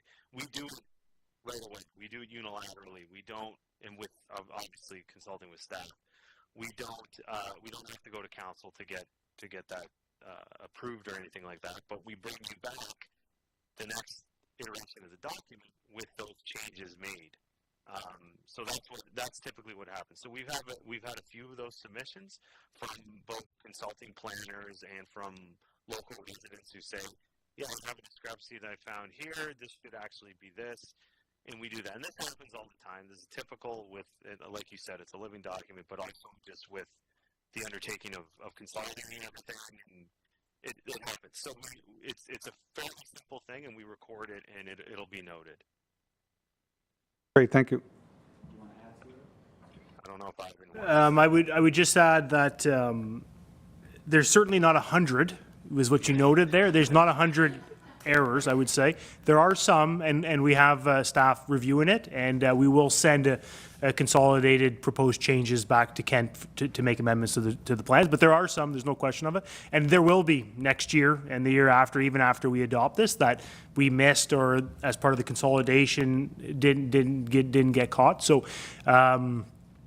I'll speak with Kent and with Planner Benzie to see if in the administration section of the zoning bylaw, if there's a way to delegate authority to fix this, but I'm not sure if that exists, but perhaps it's something we could look at as an opportunity to make adjustments based on the previous zoning category. For sure, thanks. Great, perfect. That, well, there could be hundreds, right? We're only, not, the fact is 99% of our residents don't know, you know, we've only got this many people here and we've got how many properties, right? So not to make light or make fun of the situation, but we won't know until they come to us and say, hey, this, right? But thank you. Yeah, thank you. Thanks, Councillor Olmsted. That's excellent. And Kent, did you have indicate you wanted to make another comment? No, it's good. I think that's an excellent provision if that can be considered for when it comes back to council. For administrative changes or clerical changes made as a result of the review, we want to make sure that they are done as quickly and as efficiently as possible. Shouldn't have to be a zoning amendment to zone it back to the way it was, if that makes sense. Okay, so we'll leave that with staff to come back. Any other questions or comments from other members of council? Councillor Trim.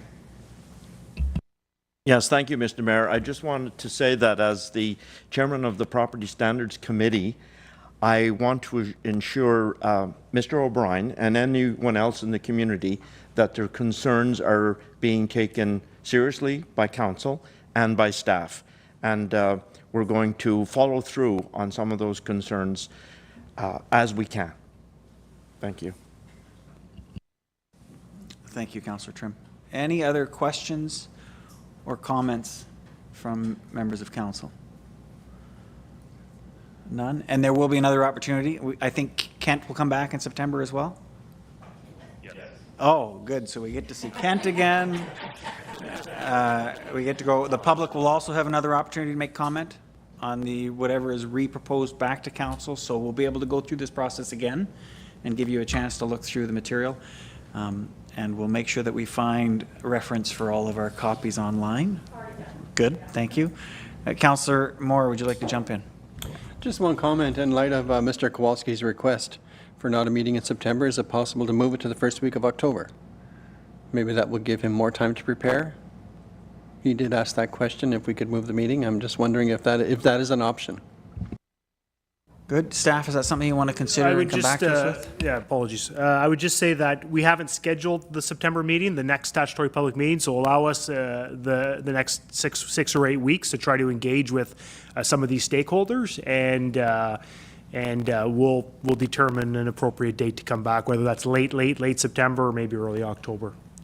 I think our goal here is to, come back to council with the final draft. Not like trying to find all the errors and omissions, and come back with the final draft as part of a statutory public meeting, and then the subsequent meeting we'd actually adopt the new zoning bylaw. So that last process will be relatively quick, because we think that we'll have responded to most of the questions and concerns. Thanks.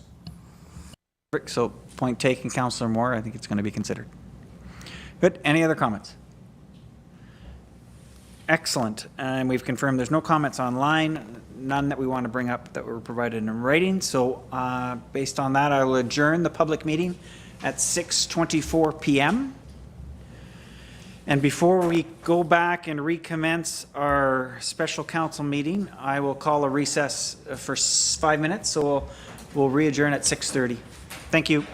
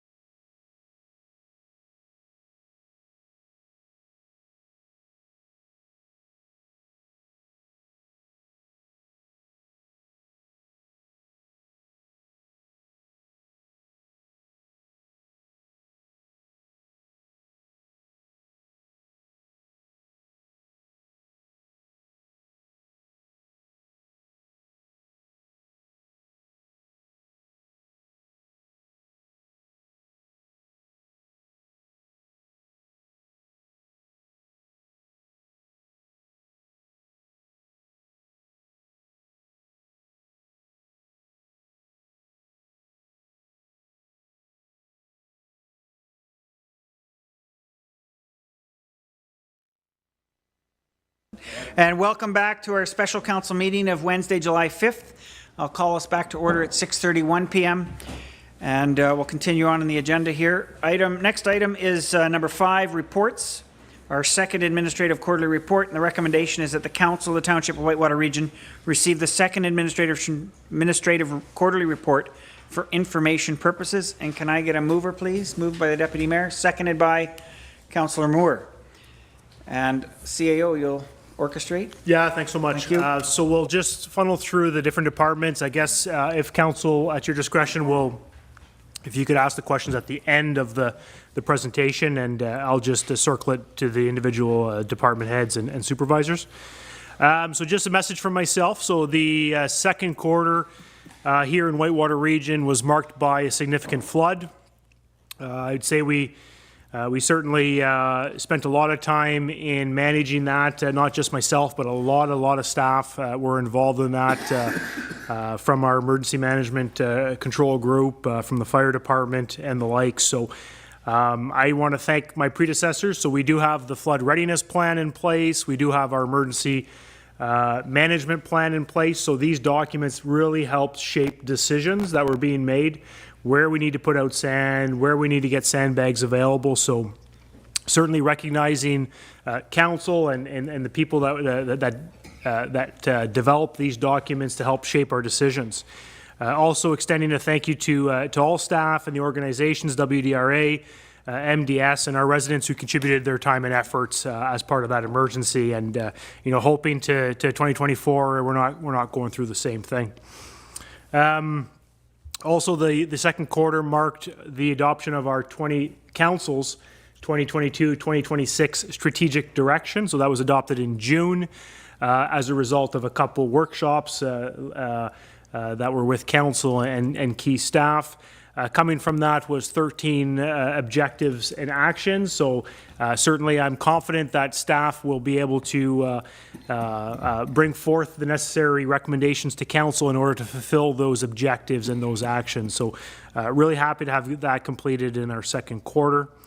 Also, what marked the second quarter was the engagement with our local recreational organizations. As council is certainly aware, as a result of the consideration of our ice operations in the upcoming season, we engage with a lot of the rec associations and a lot of the community stakeholders.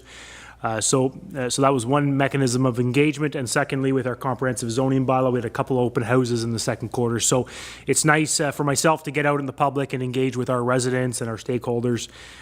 Certainly, it's nice to see that we could work together to try to achieve the betterment of our community.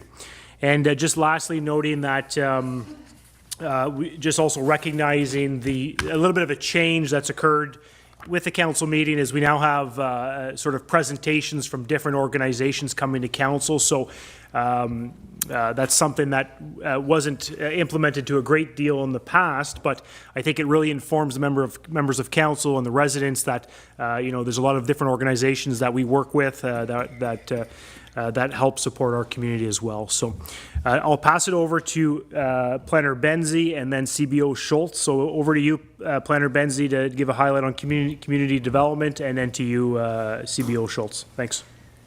Okay, thank you, CAO Burton. So just a couple of things that I'd like to highlight in addition to the development applications that we've been reviewing. This quarter, we received 3 CIP applications, and we did receive one in Q1. So right now, we've dispersed just over $12,000. So if anyone out there is listening and they're thinking about applying for our community improvement plan, I would encourage you to do so soon. We have 2,700 left. Some other things I'd like to highlight as we just had that big public meeting presentation, we've been working really hard on moving forward with our zoning bylaw. Another thing that we have contracted with EcoView is the review and creation of some new development standards. So now that we're sort of, we've come a long way on the zoning bylaw, we're starting to shift focus to look at those development standards, and that's going to be both an action to review from our department as well as in partnership with Lane and Public Works. Another thing I'd like to highlight is that we opened the tourist booth early June, and right now this year that's being manned. It's being managed by our community development coordinator, but manned completely by volunteers. So thank you to all the volunteers for doing that for us. It's been a great season so far. And a couple other things to look forward to. We're going to continue to work with the County of Renfrew for the Taste of the Valley in Cobden, which is going to be on October 14th. And just in light of the conversation that we were having about how the planning process works, we talked about it at a couple meetings maybe 2 months ago, but the province is actually making changes once again to the PPS.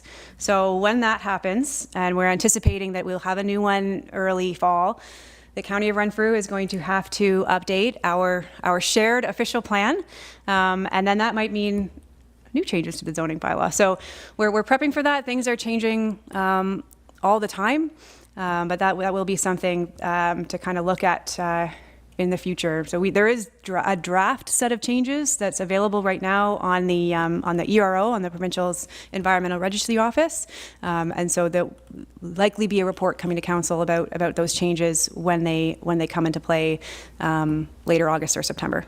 And now I'll pass things off to Doug.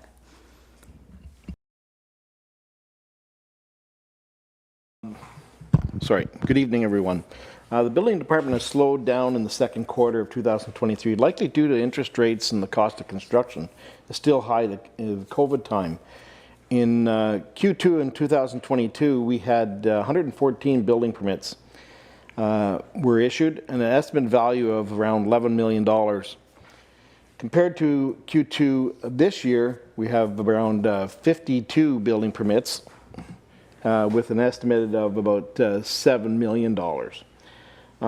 Impact has told us that the first in Q1, the real estate sales were decreased by 11%. And in Q2, they were 67% in May, a decrease in real estate sales. So we are seeing a little bit of a slowdown with real estate, interest rates and stuff like that. And I think it probably will reflect our revenue for the building permits at the end of the year. Thanks, Doug. If I could pass it over to Finance, to Treasurer McGonigal for Finance and Administration. Thank you, CAO. So in this, my report ends on May 31st, due to timing for the last quarter being June 30th being so tight for the actual report. So at the end of May, there was a little over $1.5 million of taxes receivable at year end. A good portion of that is the final installment. It just timing-wise, just pulls through that way. $113,000 of receivables.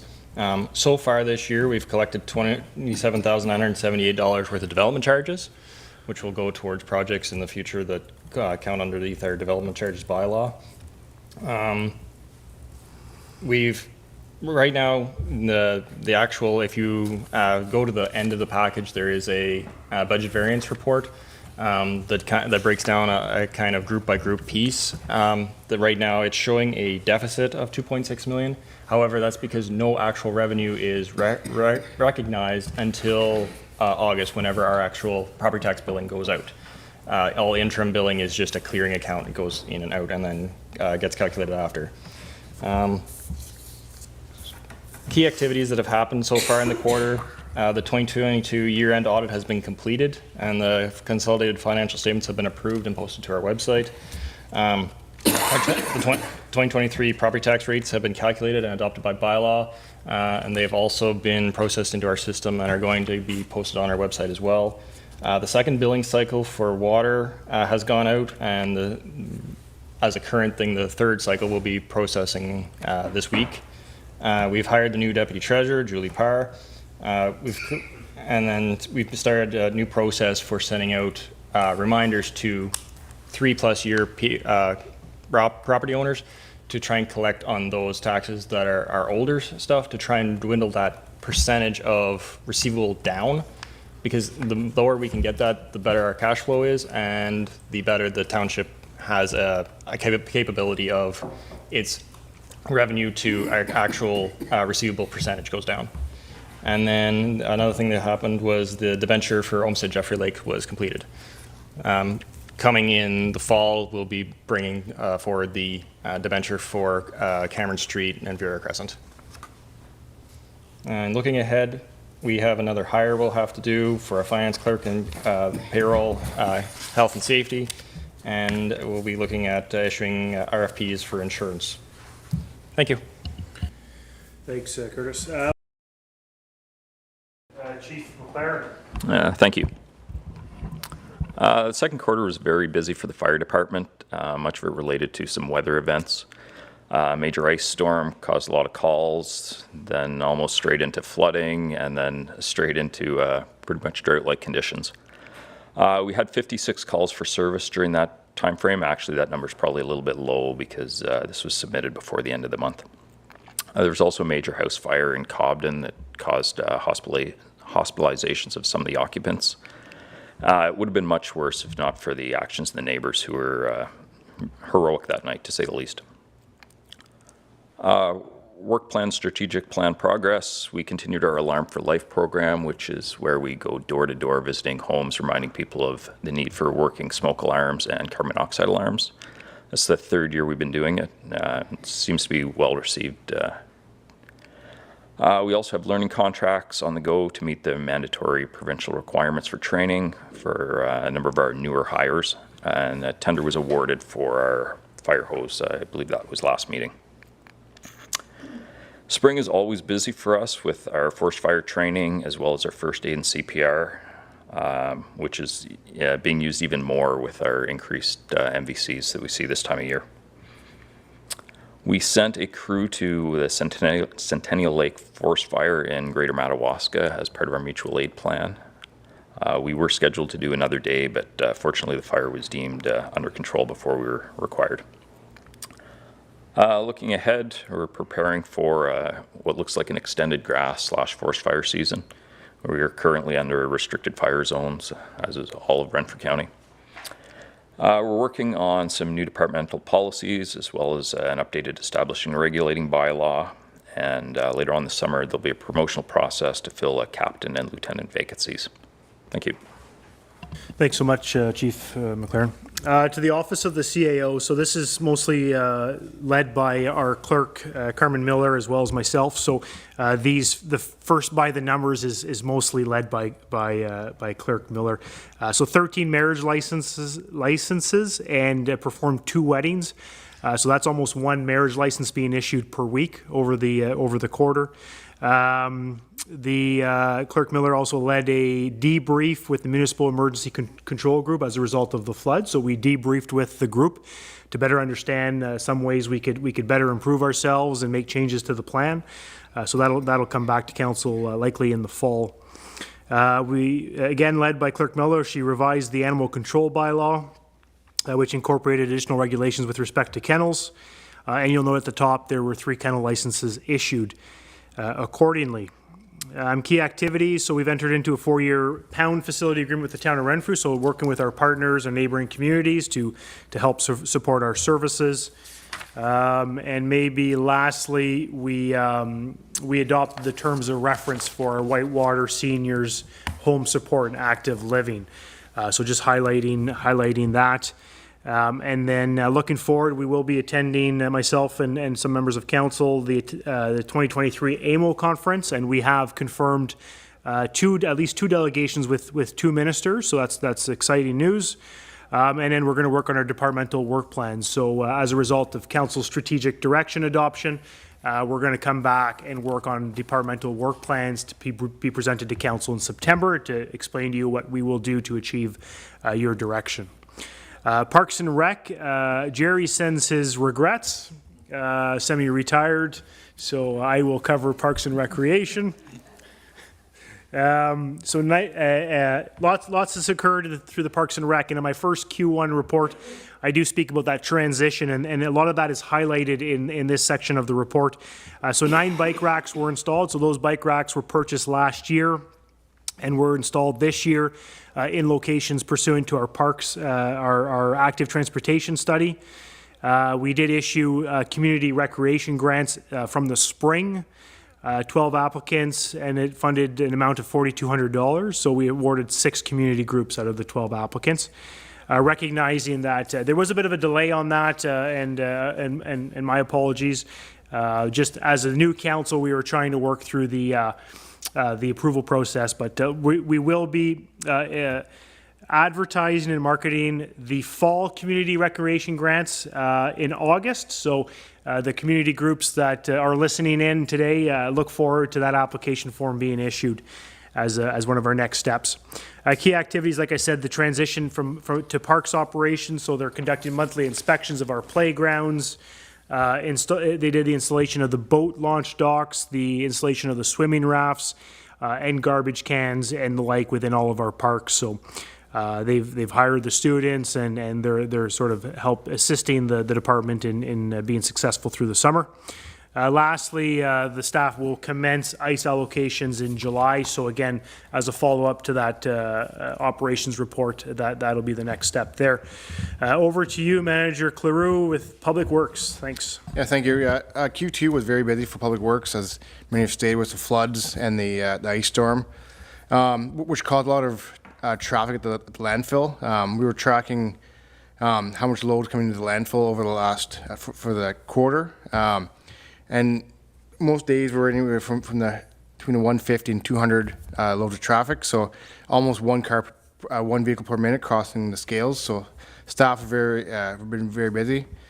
Sorry, one of the process we've done, the two new pressure tanks were installed at the Beachburg water plant. We had 3 staff members attended the TJ Mahoney Road School in May.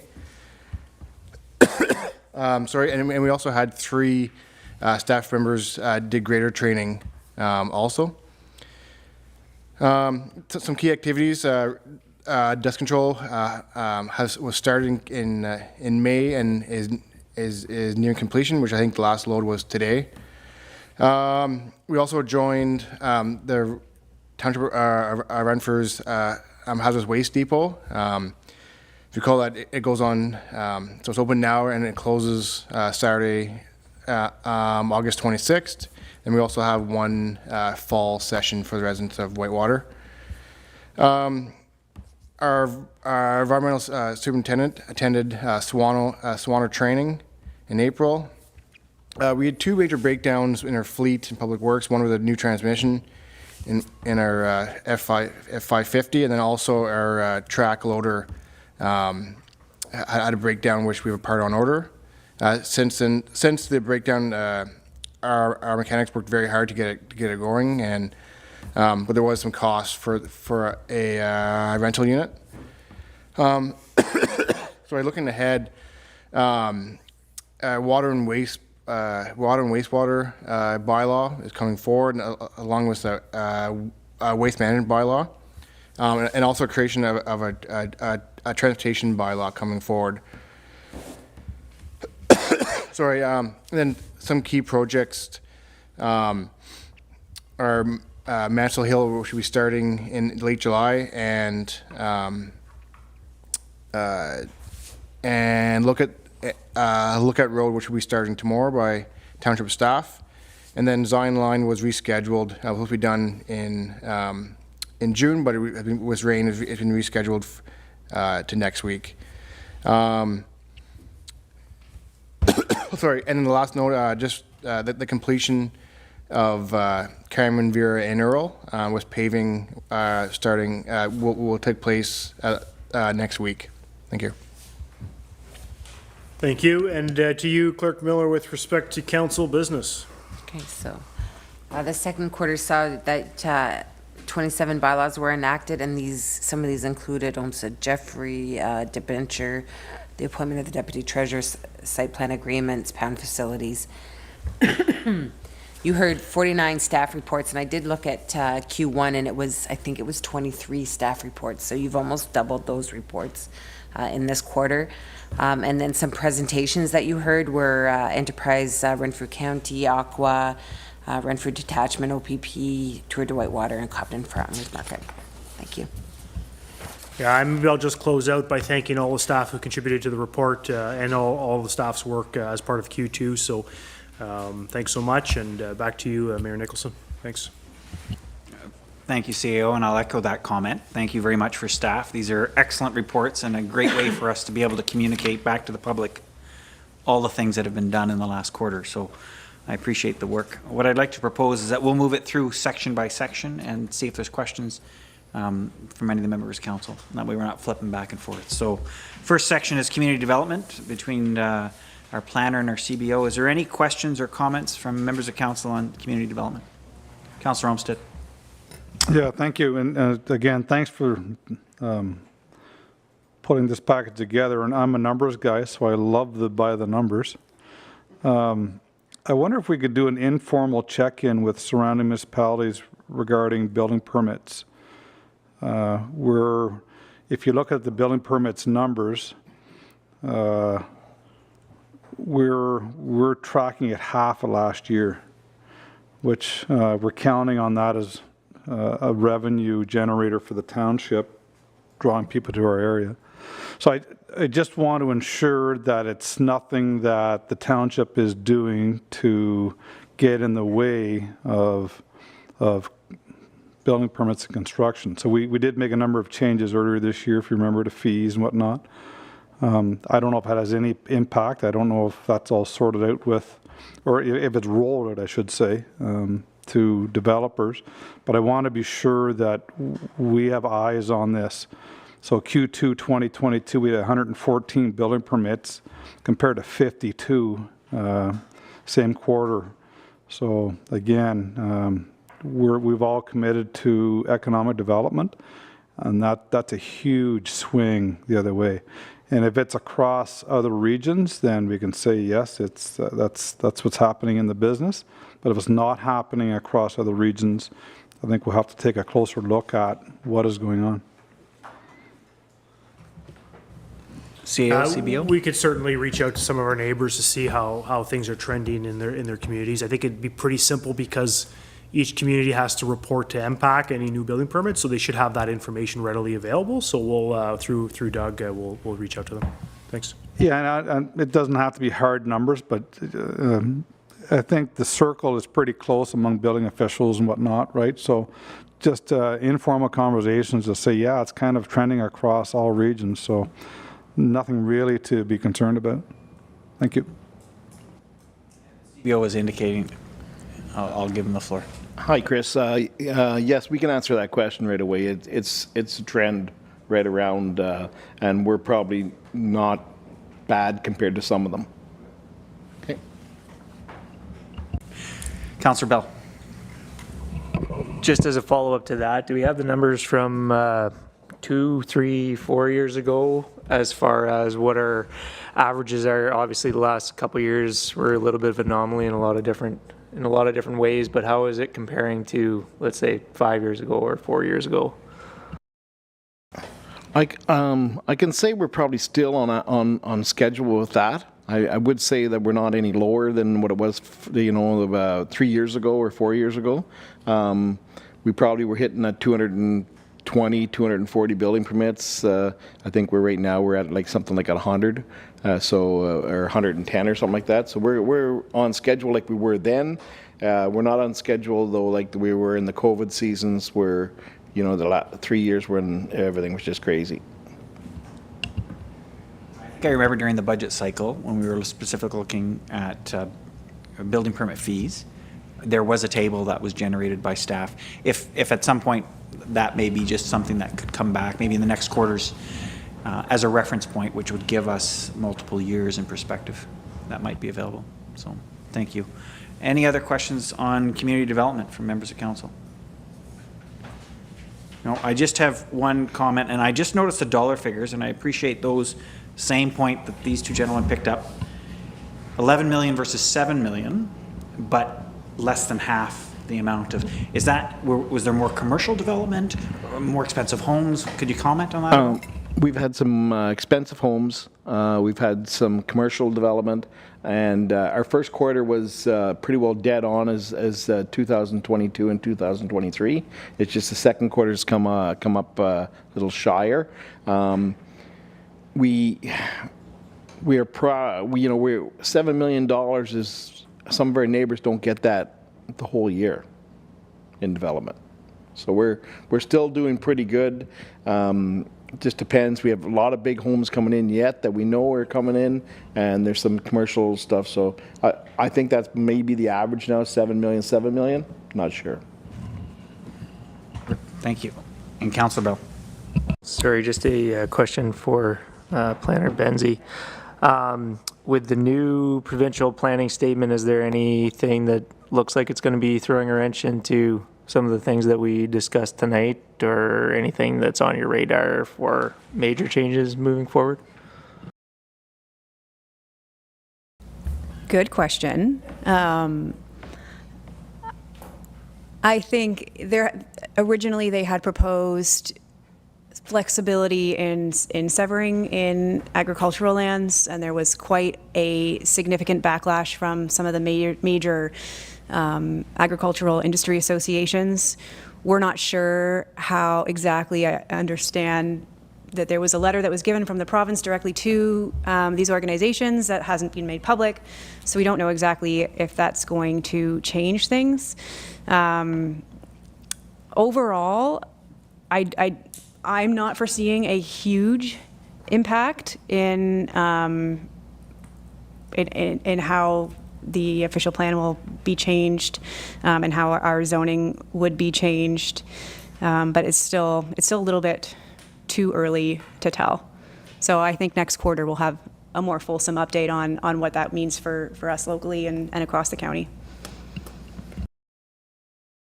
Thank you. We'll move to the next section, Finance Administration.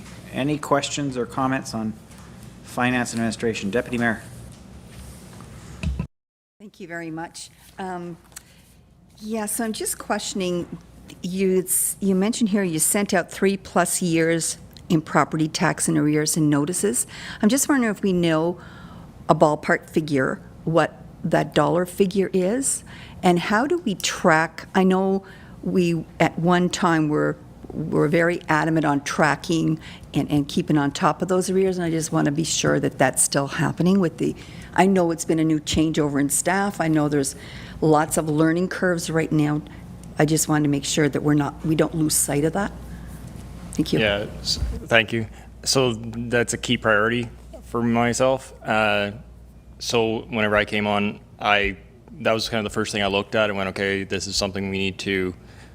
I created my own tracking way, and I am keeping on top. I don't have on the top of my head as the total figure.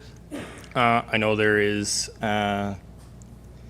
60 properties that currently sit in around that area. That was at the start of this period. I have implemented a new notice system, and that has decreased now to it's below 50. So the system's working, and my goal is to have that down to a negligible amount by year end, and then should any of those still may remain after that notice period, then we would proceed to a tax sale side to clear those up. Any other questions? No, we'll move on to the next section. Fire services. Any questions? Councillor Tabbert. Thank you, Mayor. Do we know how many alarms for life were done? It's still in progress. I don't have an exact number compiled yet. The goal is to visit all homes within 5 years. There will be some exceptions to that. You know, if we miss a house because somebody's not home, we're not necessarily going to circle back to that residence, but that would be the goal, to hit them all within 5 years. Okay. And do we provide free of charge smoke and carbon monoxide detectors? We've received some through a grant from the government, so we do hand them out if they're required, but generally it's just an educational piece that they're required. Okay. Thank you. Any other questions? Fire Chief, Councillor Trim. Yes, just to follow up to that, when Councillor Tabbert mentioned this, I just thought of it. What is the compliance rate when you're knocking on doors? It's dependent somewhat on the area. Some of the older residents may not have them on all levels of their home because when the buildings were built, it wasn't required. So there is that component. Very high as far as having at least one functioning smoke alarm, but sometimes they don't have quite as many as they need. Thank you, Mr. Mayor. Just one question for me. MVC, I don't. Sorry, motor vehicle collision. Motor vehicle collision. I should have had that. I assumed it. And the second one is just the learning contracts for our firefighters, meeting the mandatory training requirements. Have we had any problems yet with this new program? I wouldn't say any problems. There's some bumps in the road, and it's a bit of a learning curve for us, exactly how it works between us and the remnants of the fire college and the fire marshal's office. But I wouldn't say any problems. It's a new process, and there's some growing pains, but it's going well. Good. Thank you. Anything else for the fire chief? Good. Next, CAOs, Office of CAO. Yes, Councillor Tabbert. Yes, you said that 3 kennel licenses were issued. How many kennels did we have last year? Do we know? Maybe to you, Clerk Miller, if you have that off the top of your head. 2. Okay, and do we know if there are any kennels that are not in compliance currently? I do believe Bylaw is looking into some. Okay, and dog tags, $9,005 this year. How many was compared to last year in dollar amounts? Do we know? I don't know that number, sorry. Yeah. Good, and we'll have to come back for that one. Yeah, I can't even guess. So, Yeah, I'm sorry. question noted. Good. Any other questions on Office of the CAO? None? Parks and Rec. Any questions from any members of council on Parks and Rec? Yes, Councillor Tabbert.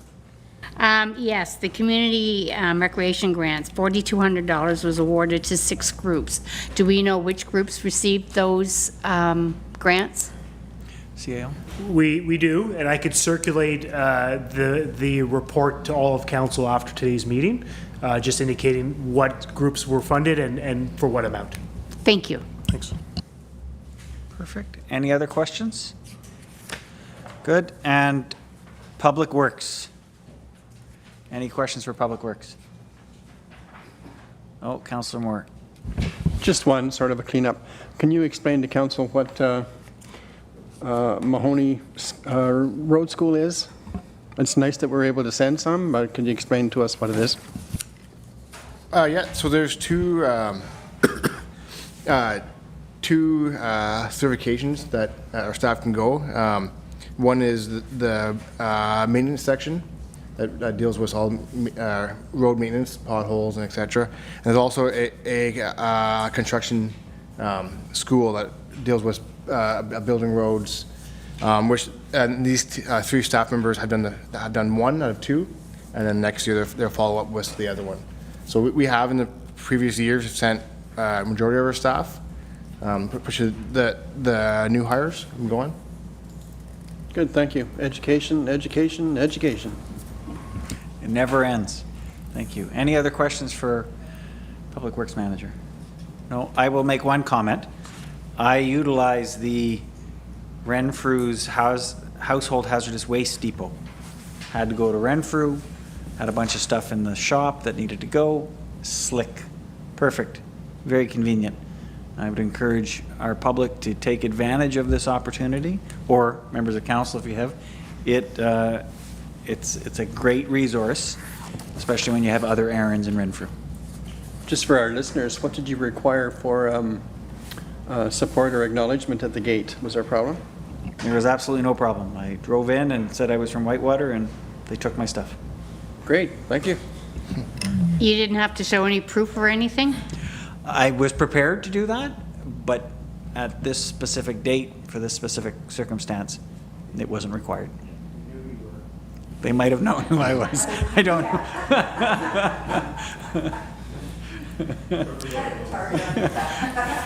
In a very positive way, I imagine. That's what I'm imagining. But anyway, thank you, staff. I know the work, that was multiple, I think, years for you guys to get to that, and I really appreciate it. I think it's going to be a good service to the community. Good. Any other questions, Public Works? None. And council business. Any comments or question for Carmen?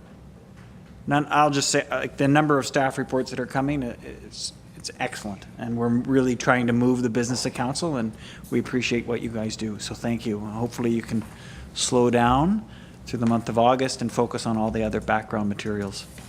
Good. If there's no other questions, we'll call for a vote. All those in favor? And motion's carried. Thank you. Next item on the agenda is 5.2, pavement markings. The recommendation is the Council of Township of Whitewater Region approve the award of tender 2310 pavement markings to AccuLines and Signs Incorporated at a cost of $29,291.62, inclusive of non-refundable HST. A mover and a seconder. Moved by Councillor Moore, seconded by Councillor Trim. Manager of Public Works. Thank you. This is the first time we're actually bringing this tender to council. Previous years we have joined the County of Renfrew's joint municipal supply and tender. But this year we went on our own because the county's tender only provides line painting of center lines and edge lines. With the new crossovers that we've added with municipality and parking lots and stop bars, that staff felt that go on our own, that we added more of a uniform approach to it.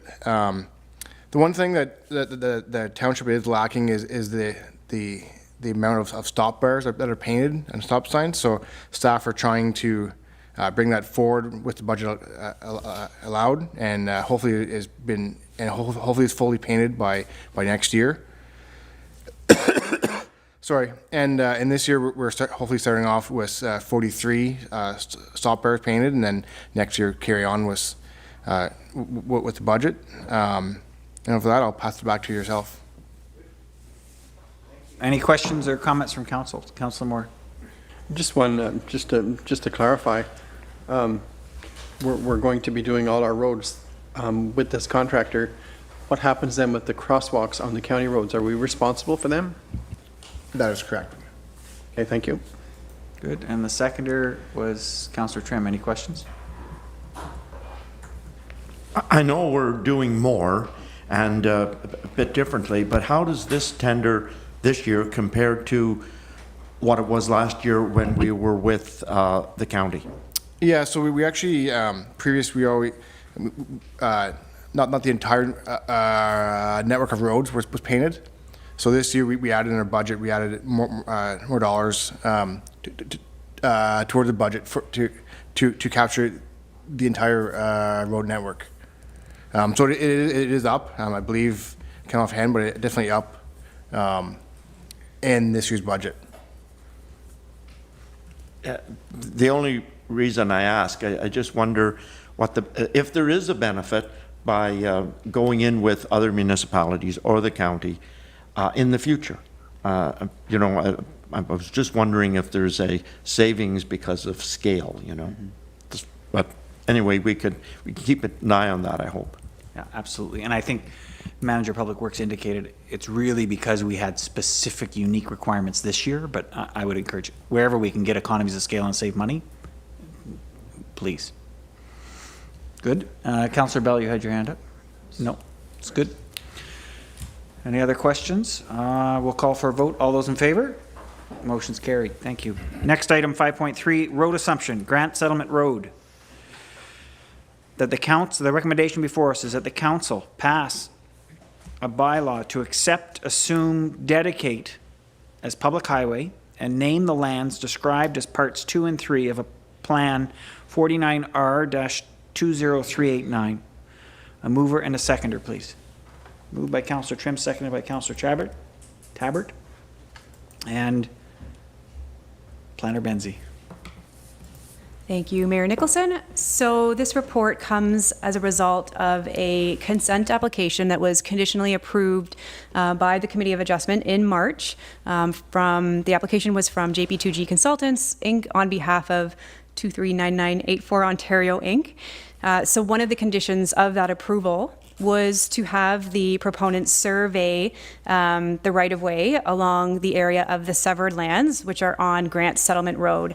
And during that investigation, the surveyor determined that there was a portion of the road that was required to be transferred to meet the minimum 10 meters from the center line of the road, which is part of our standard for road widths.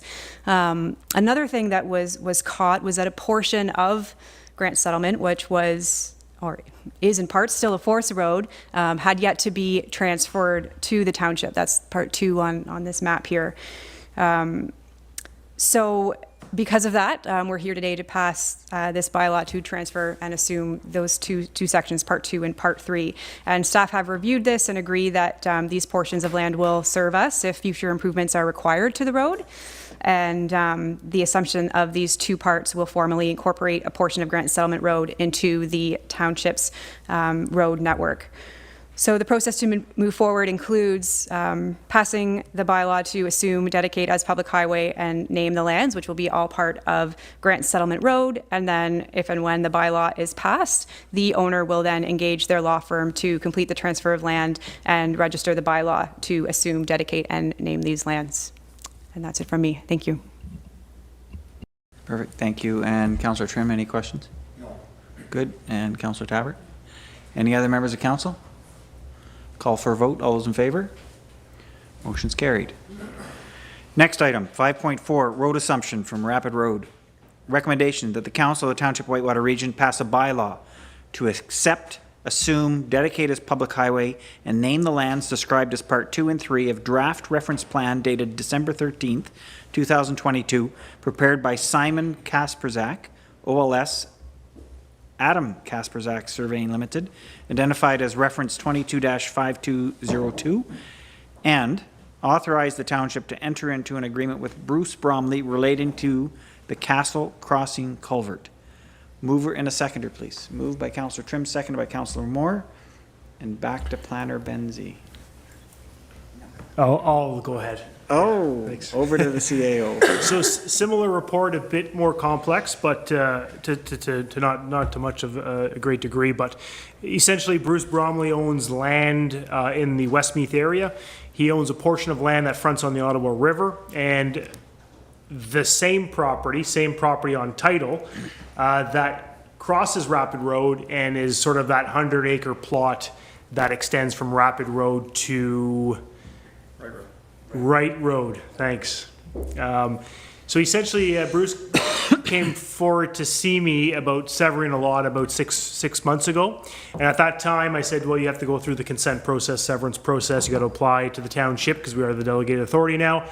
And some of the conditions, among others, would be surveying. So then he reached out to Kasperzak Surveying to better understand the costs associated with the surveying. So he wanted to sever off the land on the waterfront from the cropland to the east. And Mr. Kasperzak indicated that he could potentially just survey the forced road in this case, and it would just provide for a natural severance.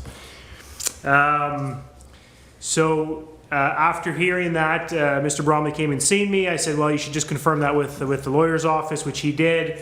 And we've been sort of communicating with Blair Jones's office since then. So the lawyer's office did confirm that they could survey the road, and if it would be transferred to the municipality, which we would assume and accept and dedicate as public highway, that it would in fact create a natural severance between the two lands. So when Mr. Bromley engaged Kasperzak to do the surveying, they did surveying, which is the draft plan that's in front of you here on the screen and attached to the report. There were 3 concerns that were raised by staff. So the first one is that they didn't show the edge of the pavement. So it's important to know that what's being transferred to us is in fact the road. The second item is there's an existing cattle crossing here. So he has a farm use along the Ottawa River with cattle, and then the cattle cross in the summer, spring, I guess to go graze in the fields through this culvert under Rapid Road. So that was complexity number 2. And number 3, the reduced width. So typically a local road is 20 meters wide. That's established in the official plan. County roads are wider at 26 meters and provincial highways are 30 meters. But in this case, local roads 20 meters, but it was surveyed at less than 20 meters. It was surveyed from fence post to fence post on both sides. So it would include the pavement, which we confirmed, the ditch, and then the fence post. So items 1 and 3, the reduced width and lack of the showing the edge of pavement, were met, and we're satisfied with that. The other item is the cattle crossing. So this culvert, naturally, with every piece of infrastructure, is moving into disrepair. And so staff have been sort of communicating with Mr. Bromley prior to this severance piece with respect to maintaining it and potentially replacing it. So there's costs associated with that. And what we've been able to do is Mr. Bromley, as part of the severance, is proposing to sort of cease the agricultural operation, at least maybe him, or he wouldn't be in need of the cattle crossing anymore. So we've agreed that as part of this transfer, that he would cease the use of the culvert, the cattle crossing, the earliest of 2 days, whether he transfers a portion of this land or December 31st, 2024. So that resolved the township's concerns around the cattle culvert. So the concern really was raised about it not being surveyed, so it might extend beyond the fence lines. And we wanted to make sure that it was surveyed and we owned it because it's our infrastructure, because it's part of the road. But we've met that with this agreement. So staff are supportive of the transfer of land to dedicate, assume, and name as Rapid Road. And we're also agreeable to the agreement to remove the cattle crossing in the near future. I'll be glad to answer any questions you may have. Thanks. Thank you. And our mover, Councillor Trim. And our seconder, Councillor Moore. Sorry. When we remove this culvert, it'll be at our expense then to fill it back in, or is that connected? I would say yes. Certainly it would be. Whether we are going to, I'm not certain that we will be removing it. I think the Public Works Department will determine the condition of the culvert. And at the time, maybe in 5 or 10 years, when it needs to be replaced, we might examine a different alternative to not replacing the culvert. But not certain it has to be replaced at this point in time. Okay, I was just concerned that maybe it wasn't in budget, et cetera. So yeah, maybe it could be looked at down the road at future budgets. Correct, okay. Thanks. Well, would we, in all sake of safety, then block it off, or will it just be left open? I would say that depend on what happens after December 31st, 2024. If it continues to be used, we might, sort of force the fact that the access is not permitted, or can let it continue, depending on who it is and the situation. But we might block it, perhaps, yeah, depending on the situation. Okay, thank you. Yep. I'll have to come back to you, Councillor Trim. Is there any other questions from other members of council? None. Councillor Trim. Yes, just to note that water also goes through, aside from the cattle. So it can't be totally blocked off, but yeah. And just a note, I found out today, Councillor Trim installed that culvert.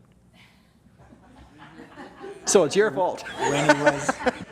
When he was the superintendent of the Township of Westmeath. So if there's anybody who wants to point fingers.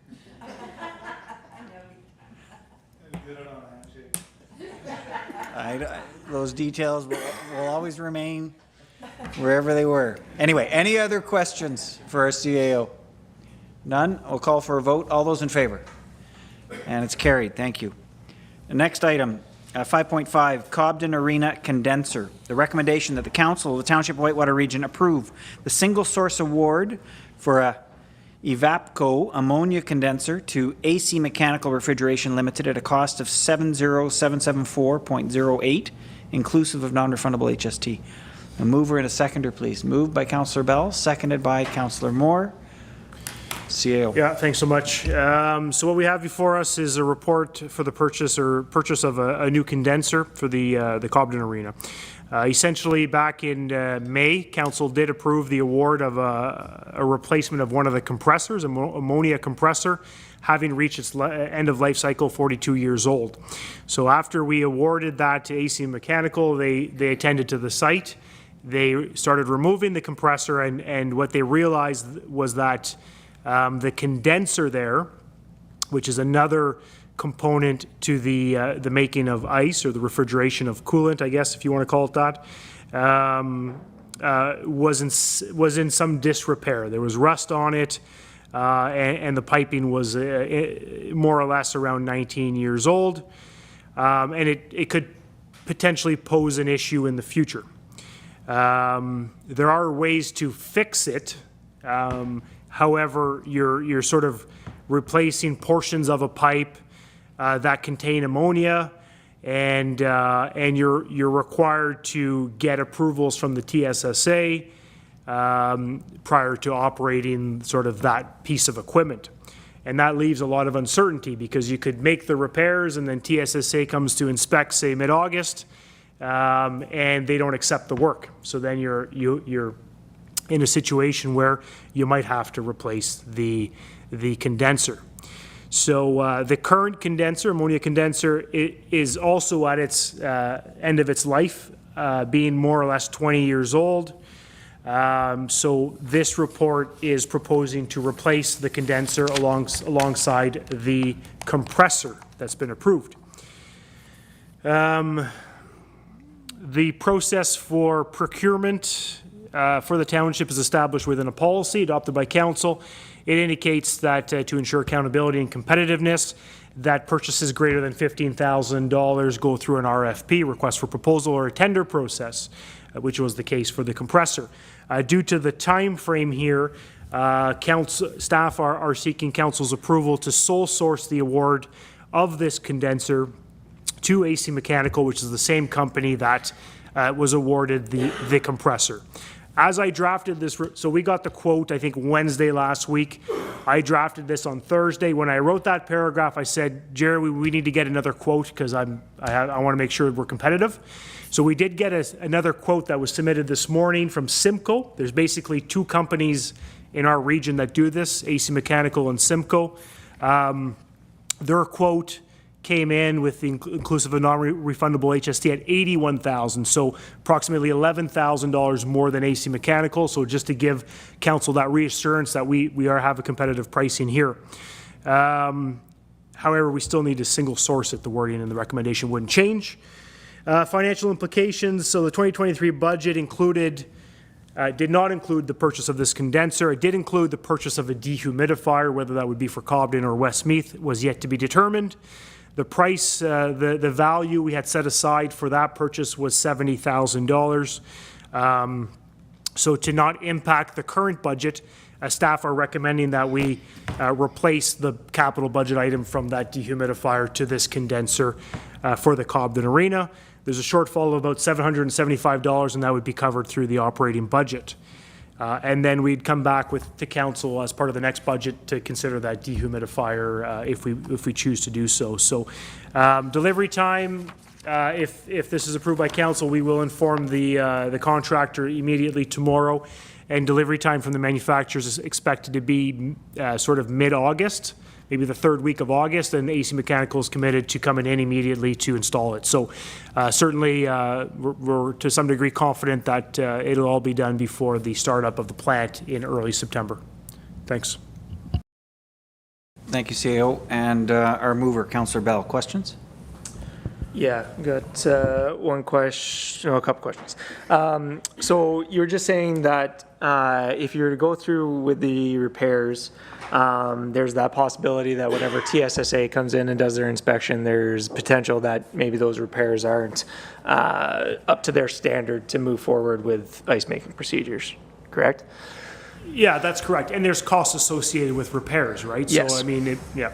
So, but does the replacement of this unit basically guarantee that we're not going to have any issues? Like I guess my question is more, whenever that got opened up, whenever that deficiency showed itself, was there anything else that might be a concern if whenever TSSA comes to do their inspection of the new unit whenever it's connected?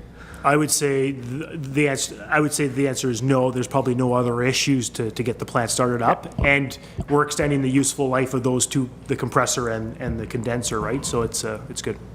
Okay, and then the other thing, just whenever it comes down to the financial implications, my suggestion to that would be, we decided at our last meeting that we're not going to be opening ice operations in Westmeath and Beachburg this year.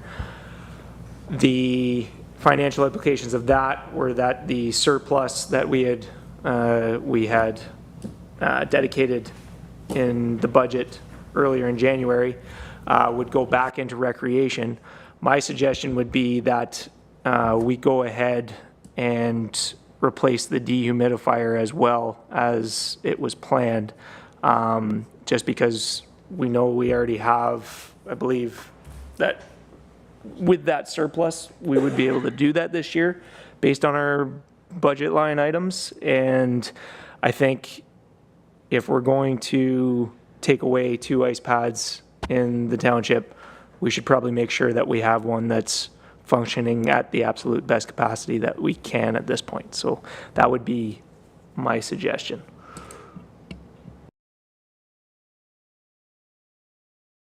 I'm just gonna, is there anything that would restrict that option, CAO? Unless Treasurer McGonigal could speak to it, I would say that we did anticipate a surplus of about 100,000, 125,000 as a result of the non-operating of the other ice facilities. We'd have to. I don't know. I don't see any issue with it. The reallocation of that operating money to a capital project to purchase the condenser. Maybe you could speak to that, Curtis. Yeah. So anything that would be classified as a surplus would normally go to a reserve. So we would just need to designate that it is approved by council for that overage. And then the bigger side is that's an estimate of a surplus. So at this point in time, it's hard to know whether that surplus will exist or whether it will be less than, which could equal a more of a deficit in that side. So that's one concern, but the way that everything looks, I can't foresee that happening. One more question then to amplify here. The tendering process and the installation would probably not align with the summertime break that council is taking. So this process to purchase the dehumidifier would have to take place in September? Is that in terms of timeline? It would take place over the summer, but then I would have to go to tender for the dehumidifier. I think that would be the proper process, and we'd report back in September to council, short of having a special meeting specific to that agenda item. Nothing would prevent us to go to tender, get the quotes, and schedule a special meeting with council to award it.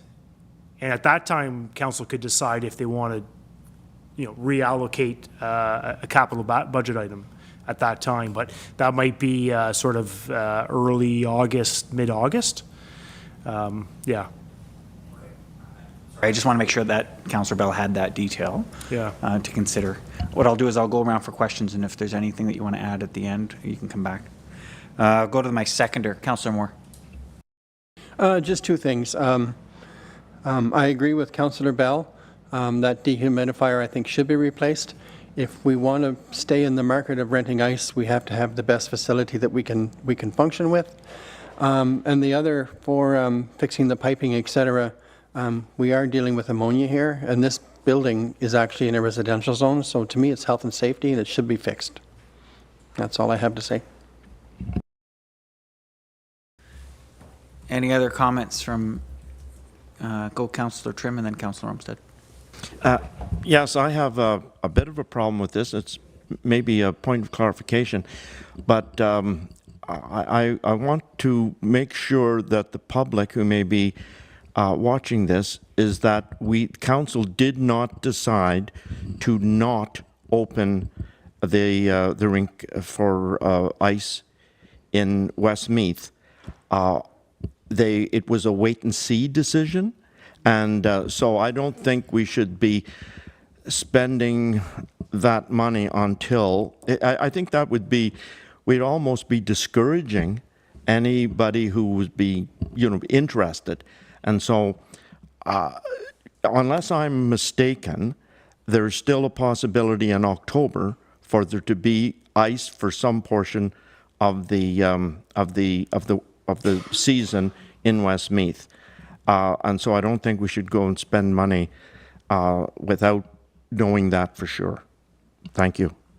Thank you. And Councillor Olmsted. Yeah, just a question on finances. Was the surplus budgeted on fiscal year, or was that the arena season? That was the 2023 fiscal year, so from January to December was the estimate from the report I had presented, yes. Okay, super, thank you. And just maybe perhaps, so for the public that are watching, yes, we will come back to council with a report in September as it pertains to our summary of our engagement with the users and whether or not there's a need to open a second ice facility, which would be, as noted in my report, would be the Westmeath Arena. Perhaps what we can do is proceed with the tendering process. Nothing would obligate us to award it. We'd still get a quote, and we'd get a sense maybe if we budgeted for next year, we'd have an idea of the cost for the dehumidifier. We could do that over the next couple months, and when we come back in September, alongside the Westmeath Ice Operations Report, we could also include the dehumidifier in there, and perhaps that's something that gets installed during the ice operation. I'm sure it could happen. So maybe we delay that till September 20th, I think it was the date. Thank you, CAO. I'm just going to, before I allow second rounds of questions, I want to make sure that there's no other questions from those. Good. So, Councillor Tripp.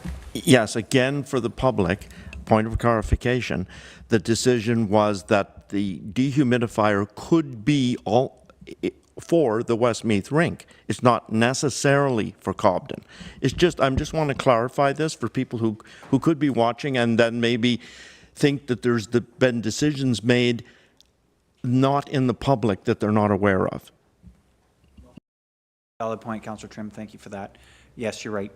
That decision about the dehumidifier would have to be confirmed after the decision we make in September. Good. And Councillor Tabbert. So based on that, then, the dehumidifier, would it matter in the RFP if it's for Cobden or Westmeath? But could you use either for either arena? The unit itself, yes, it could be utilized in either facility. The system to hold up the unit is really the question. How is it bracketed to the wall and all the like? It changes a bit, but not a great deal. Yeah. But yeah, certainly to Councillor Trim's point, the budget item for the dehumidifier did not specifically say one arena over another. It indicated both the Cobden and Westmeath during the budget deliberation, yes. Good. So yes, you could tender it and get an idea of the price of the unit. The installation based on the location might change. Good. Any other questions? Councillor Bell. Yeah, just a comment about Joey's comments, Councillor Joey's comments. Yeah, I 100% agree with what he said. That was, maybe I was misspeaking, but it would be speaking in terms of if we are only operating one facility this year, if that is the decision come September, then we will have that budgetary surplus. So that would be my suggestion if that were the case. So Perfect. So I think the approach that you countered with, I think we're all in concurrence. There's no need to amend the motion based on our discussion. A tender to get an idea of the price, include that as part of the discussion in September to do with the second ice operations surface, and we'll go from there. Good. Any other comments or questions? No, we'll call for a vote. All those in favor? Motion is carried. Thank you. Next item, 5.6. Seniors Active Living Center. Program expansion. the recommendation that the Council of the Township of Whitewater Region approve the submission of a Seniors Active Living Center SALC program expansion call for proposals application and a commitment of annualized cash or in-kind contributions to an amount no less than $10,675. Going back to the CAO. You get a mover. Right. Yeah. A mover and a seconder, please. Thank you. Councillor Trim, seconded by the Deputy Mayor. Thank you. Thanks so much. So what we have before us here is the opening of the provincial annualized funding for the Seniors Active Living Center. So following the work from the Whitewater Seniors Task Force in their efforts to develop the current program we have, so they did complete the Seniors Community Needs Assessment. They had the Age-Friendly Community Plan developed, and then all through the Whitewater Seniors Task Force. So that was back in probably about 3 years ago. We've been able to, year over year, with one-time grants, been able to develop this Whitewater Seniors Active Living and Home Support Program. What we have before us now is the province putting out calls for proposals to have annualized funding. So we've been getting these one-off grants that have been helping support our continued operations for the seniors program. However, we've always been waiting for this opportunity, which is the annualized funding. So the way the grant works is that it opened up on June 5th. It closes on July 20th. Our working group is working on the application form right now. The announcement will be made in November 2023, so this year. So they're opening up 15 new seniors active living centers out of 319 municipalities that don't have them. So our chances are 15 over 319. Well, I'm extremely hopeful, and I really think we'll be successful. We need to recognize that we're one of 319 municipalities that don't have one. So the annualized funding equates to $42,700 if we're approved. Our contribution has to be 20% of the net annual cost, whether it's in kind or cash, to maintain and operate the programs. That represents more or less, or no less than $10,675. We have the township, this budget with this council and the previous budget with the previous council contributed $10,000 to the program. So we're already year over year contributing $10,000. So we'd have a minimal increase to that. So the $10,000 is actually a cash contribution from the township. It's a grant we give to the program, and then there's a series of in-kind contributions like office space, printing, other staff person's time. So we exceed that $10,000 without any issue. So looking for councils. So as part of the application process, we need to submit a resolution of council. So that's why we have this before you. So we're looking for your concurrence to file the application and a commitment to provide for annualized contributions to the tune of $10,675. So staff are supportive of this, and we're looking for your concurrence. Thanks. Thank you. And Councillor Trim. Yes. Thank you. I just wanted to say that CEO Burton mentioned that we had an appointment with 2 ministers at AMO. One of them will be Minister Chow, Minister of Seniors. And so we're trying to up our chances of 15 over 319, if we can. Thank you, Councillor Trim. And Deputy Mayor, any comments? Good. Any other comments from Council? Councillor Talbert. Yes, it says that we will do a amount no less than $10,675. Is there a maximum that they'll expect from us? No, there's no maximum. I would caution to some degree our contributions to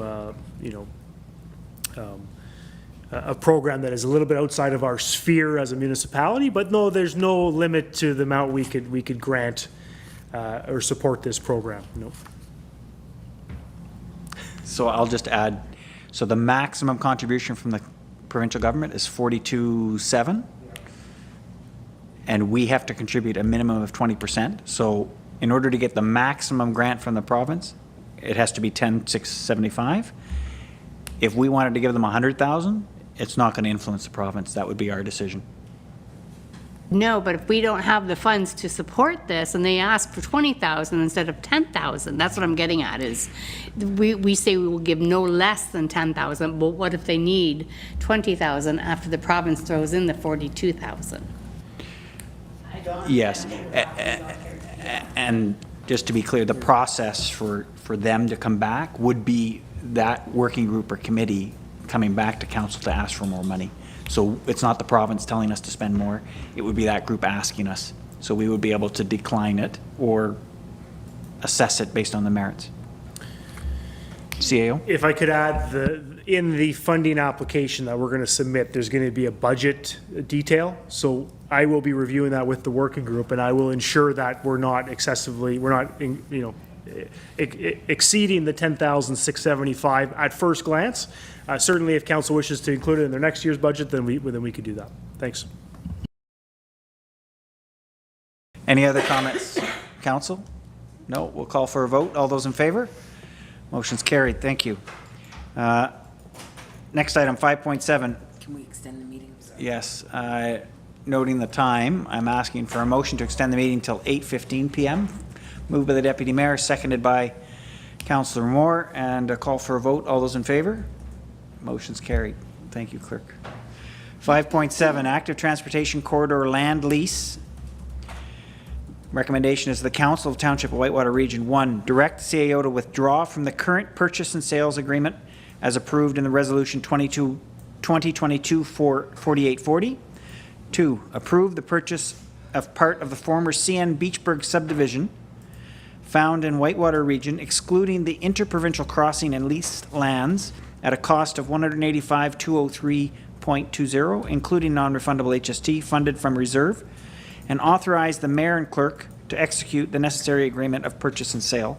3, delegate authority to the chief administration officer to complete all due diligence as part of these transactions. Mover and a seconder, please. Moved by Councillor Bell, seconded by Councillor Moore, and back to the CAO. Yeah, thanks so much. So the report before you is with respect to the CN rail line that traverses our community. It extends essentially from the Laurentian Valley boundary to the Ottawa River. Back in April 2021, Council had approved the undertaking of an appraisal of this strip of land in order to align the purchase of the CN rail line, the former CN rail line. We did that in concurrence with Laurentian Valley, so we were working together with Laurentian Valley to sort of acquire the CN rail line, and that commenced back in 2021. This kind of stems from some negotiations that occurred probably about 5 or 6 years ago that fell through. And also one developer who's acquired some of this rail line in Pembroke, which is causing an issue with the continuity of the line. So what we have before council is, so in April we commenced the discussions of 2021. In August 2022, council did approve the purchase of the CN rail line, but it also included the interprovincial bridge, the Ottawa River Bridge, and the entering into a lease for the lands in Quebec. So we had to enter into a lease for the lands in Quebec because municipalities in Ontario cannot own land outside of our provincial jurisdiction, our geographic jurisdiction. So as part of that motion, council did approve the conducting of bridge assessments and environmental assessments, and we did report those back to council for information purposes. And at that time, council had directed staff to withdraw from the present purchase and sale agreement. So the results of those assessments indicated that there was some complexities around the bridges, and as a result, we have the motion before council right now. So what's before council is that we acquire the CN rail line that goes through our community. This new proposal is to exclude the Ottawa River Bridge in the leased land, so it makes it a little bit less complex. And we've negotiated with CN a revised purchase and sale agreement that'll suit our needs. One of the main items in there is that CN would retain the Ottawa River Bridge. They have indicated that they would continue their lease with the organizations, ATVs and snowmobile clubs, to keep the bridge open. But one of the complexities is they need to access the bridge. So with the acquisition of the full strip of land, we would continue to allow them an access easement from Acres Road to the bridge over the portion of the rail line. So they'd continue to have an access easement over that small strip of land to get to the bridge in case they have to do any repairs. So staff, in accordance with the previous decisions of council, are recommending that we proceed with the entering into a new purchase and sale agreement. The cost has gone down $8,000 as a result of the change. To date, we're aligned with the previously communicated cost to council. So for legal and for the award of contracts, we're online with what we had previously indicated to council. So in the end, the total acquisition would probably cost us about $310,000. So it's before you for your consideration, and I'll be glad to answer any questions if you have any. Thanks so much. Thank you, CAO. To our mover, Councillor Bell. Not really a question, but a point of clarification. Like, this doesn't really change anything as far as the initial proposal with the bridges that are still part of that rail line, right? Like it is, this basically just takes out the one that crosses the Ottawa River at the dam. That's correct. So the acquisition would include 4 bridges. One, the notable Brooms Creek Bridge, which is quite large. So we would acquire that bridge and the other 3 as well. So yeah, it only excludes the Ottawa River Bridge. Yeah, I like the idea of trying to get this because, like you said, they're having issues with the developer in Pembroke, and that's going to be the natural progression of this if the township doesn't buy it. So it'd be great to add to the recreation opportunities that we have in Whitewater. One comment that, you know, if we do get down this line, or if we get through this acquisition, maybe something to think about moving forward is trying to get some delegations with ministers of recreation for possible improvements too, because it's not just, I think, somewhere here in the note or in the report, it just mentions the cost to bring it up to what the Algonquin Trail, the state of Algonquin Trail. So just thinking forward as to how we're going to utilize this to its fullest extent. ATVs and snowmobiles are great, but I think trying to get it to a state where bicycles and people that want to run or push a stroller down it, we can have that as an option, at least on part of it. So just thinking down the line, I'd like to see us try to think through those options as well. Excellent. Thank you, Councillor Bell. And my seconder was Councillor Moore. I'm glad we've got this far. It's taken 3 years. So we finally got this far for council to actually make a decision, which is great. So I'm in favor. Any other comments or questions from council? Yes, Councillor Trim. I'm going to vote in favor of this, but not without some trepidation. It's so hard, according to this, the information we've been provided, to understand future costs, future insurance costs, future maintenance costs, patrol costs. Those costs are so hard to determine, and I'm just hoping that we can keep them in line, because we've got other assets to maintain. And so it is with some concern that I realize I'm trying to weigh the benefits against those concerns. And so far, I'm thinking the benefits for the public, especially when you think of what Councillor Bell just said. You know, this has got to be for active living, not just people sitting on their butts riding on machinery. You know, we've got to, you know, people have to be able to, everybody has to be able to use it. And so, anyway, it's a big decision. It's a lot of money up front and a lot of money going forward.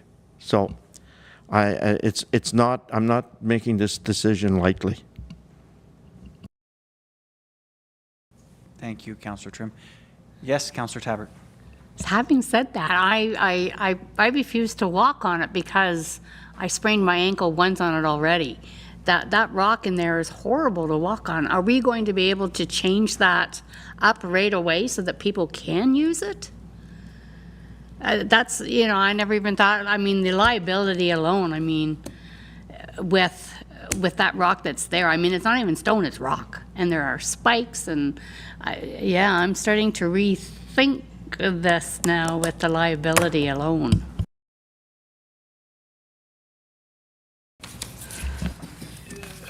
So the improvement costs, I mean, will be dependent on decisions of council, how much they wish to allocate as a capital budget item on an annual basis. Back in March, following, I think there was a motion passed by our council to have Mayor Nicholson and I go see the county and make a delegation to the county for them to partner with us in making improvements to the trail.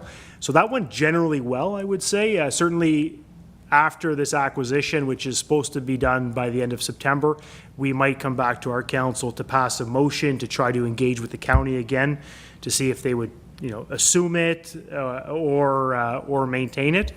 So yeah, there's certainly costs associated with operating and improving the rail line.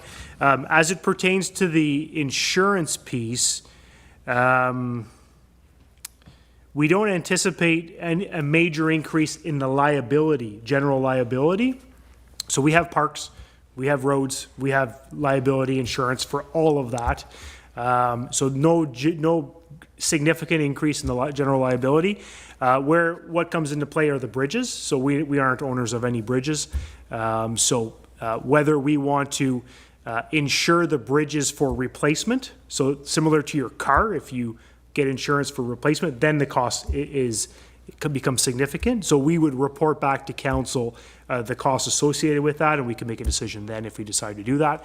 What the county have told us is that they own bridges similar to this on CN Rail Line, or the Algonquin Trail rather, and they've basically said that if the bridge becomes in disrepair and the organizations, the groups are not prepared to make repairs, they're prepared to just block it off, and they can't utilize it. So if that time comes, when the time comes, we can make those decisions, but I don't anticipate they'd be in the near future, but maybe in the long term. So I hope that helps clarify a few things, but I think next steps, if we proceed, is to engage with the county, and like Councillor Bell said, is engage with the different provincial ministers. Thanks. Good. Any other? Yes, Councillor Olmsted. Yeah, I agree with Councillor Trim somewhat in that, I mean, nothing great is achieved without any risk, calculated risk. I look at what probably is going to be our #1 industry, and I think we all know it's going to be tourism and travel. We're encouraging people to come to our community. Any place that I remember being, there's lots of great benefits of tourism and walking and biking and horseback riding and that kind of thing to it. So yes, there's going to be inherent risk for sure. I look at some of the groups that would be using this. For instance, one of them was awarded $240,000 in funding to revamp the interprovincial bridge, just the topping of it. So groups are awarded funds. We don't have access to the same grants that these groups have access to, and the same with insurance. These groups have huge insurance policies, right? So I'm not that concerned with the risk with respect to insurances and that kind of thing to it. I think if we don't do it, we're going to look back in 10 or 15 or 20 years and go, you know, what the hell were we thinking? You know, yeah, it looks like a lot of money today. I'll pony up $300,000 for 315 acres. I think it's 315 acres. I'd write that check pretty quick, right? Just as a business proposition. So I can't sit here and think that it's a good decision not to go forward with this. I think in 10 years, if we don't do this, I'm going to look back with regret and say, you know, we have all these trails and connecting our communities, which if we don't keep connecting the communities, they die off, right? And the highway is going to bypass a lot of us in the next, I don't know, whatever, 15 or 20 years. So I think we need to connect our communities as much as we can. I think this is one way we can do that. Thank you. Any other comments or questions from council? Good. I would just summarize some of the comments, and it's great to hear the debate and the considerations, because that's what our responsibility lies in, and to weigh the many different options for how to deal with this. I think at this point, we're recognizing the resolution before us recognizes the importance of this property and to try to keep it whole, mitigating the interprovincial bridge complications. It's successfully done that. Do we invest in it? Maybe we don't. Maybe it's an unopened road allowance until we find the investments through other levels of government or groups or community groups, and until then, we just give permissions for its use, just like CN has been doing over the past 10 or so years that they've done it. I'm really hopeful that we'll be able to work out something with the county, should this get voted in tonight, and basically extend the Algonquin Trail. And it won't just be Whitewater, but it would be a Renfrew County asset. It's a complicated process to get to there, but I think we can vision it to be a really significant asset in our future. But it does take some caution. And I heed your comments very well. We can't jump into this thing and start throwing money at it. We buy it, and then we figure out how to move forward in a very, very thoughtful, strategic way. So does that trigger any other comments from members of council? No? We'll call for, oh, yes, Councillor Olmsted. Yes, we sell it to Renfrew County for $1 million. We'll talk about that in our offline. Good. We'll call for a vote. All those in favor? And it's carried. Thank you so much for that debate. Excellent. We'll move on to item 6, which is our correspondence. 6.1 is a thank you letter from the WDRA golf tournament. It's attached for your information. I don't think it needs any additional comment. Bylaws, item number 7. We have 3 here. So the resolution is that the Council of the Township of Whitewater Region approve the bylaws listed on the July 5th, 2023 agenda. Mover to seconder, please. Moved by the Deputy Mayor, seconded by Councillor Tabbert. There is one comment we need from staff on the first item, so I'll turn it over to staff before we vote. Yeah, certainly. I mean, Manager Cleroux could add some context here, but when the manager brought forward the report with respect to the modifications around the Beachburg School, the part of the Renfrew County District School Board, there was a question about whether or not we would share in the cost, or if the school board would be responsible for the cost for the lay-by lane on the north side of the school. So we went back to the school board. In fact, Manager Cleroux went back to the school board, and we were able to agree on a 50% share in the replacement cost 10, 15, 20 years down the road of the sidewalk and the lay-by lane. So we would proportionally, with the school board, share in the replacement cost of that. So they pay for the original construction. We maintain it with our snow removal and sweeping equipment and all that. And in the long term, when it needs to be replaced, we would share the cost of replacement with the school board. So that was the outcome of that. Maybe over to you, Manager Cleroux, if there's anything else that was changed in the agreement? No, that was it. That was good. Yeah, and the agreement board, we met with that one agreement change, and they had no problem with it. Excellent. Thank you, staff. Is there any questions about that bylaw or any of the 3? Seeing none, I'll call for a vote. All those in favor? And it's carried. Thank you. Excellent. Next, we will move into closed session. The recommendation before us is the Council of Township of Whitewater Region move into closed session at 8 p.m. as permitted under Section 9 of the procedural bylaw, with the CAO remaining in the room to discuss a personal matter about an identifiable individual, including municipal or local board employee, CBO, and a position, plan, procedure, criteria, or instruction to be applied to any negotiations carried on or to be carried on by or on behalf of the municipality or local board, Pembroke Lumber Kings. Can I get a mover and a seconder, please? Moved by Councillor Trim, seconded by Councillor Tabbert. And what we'll do is we'll just take a 2-minute bio break, and we'll then set up for closed session. Thank you. Carried.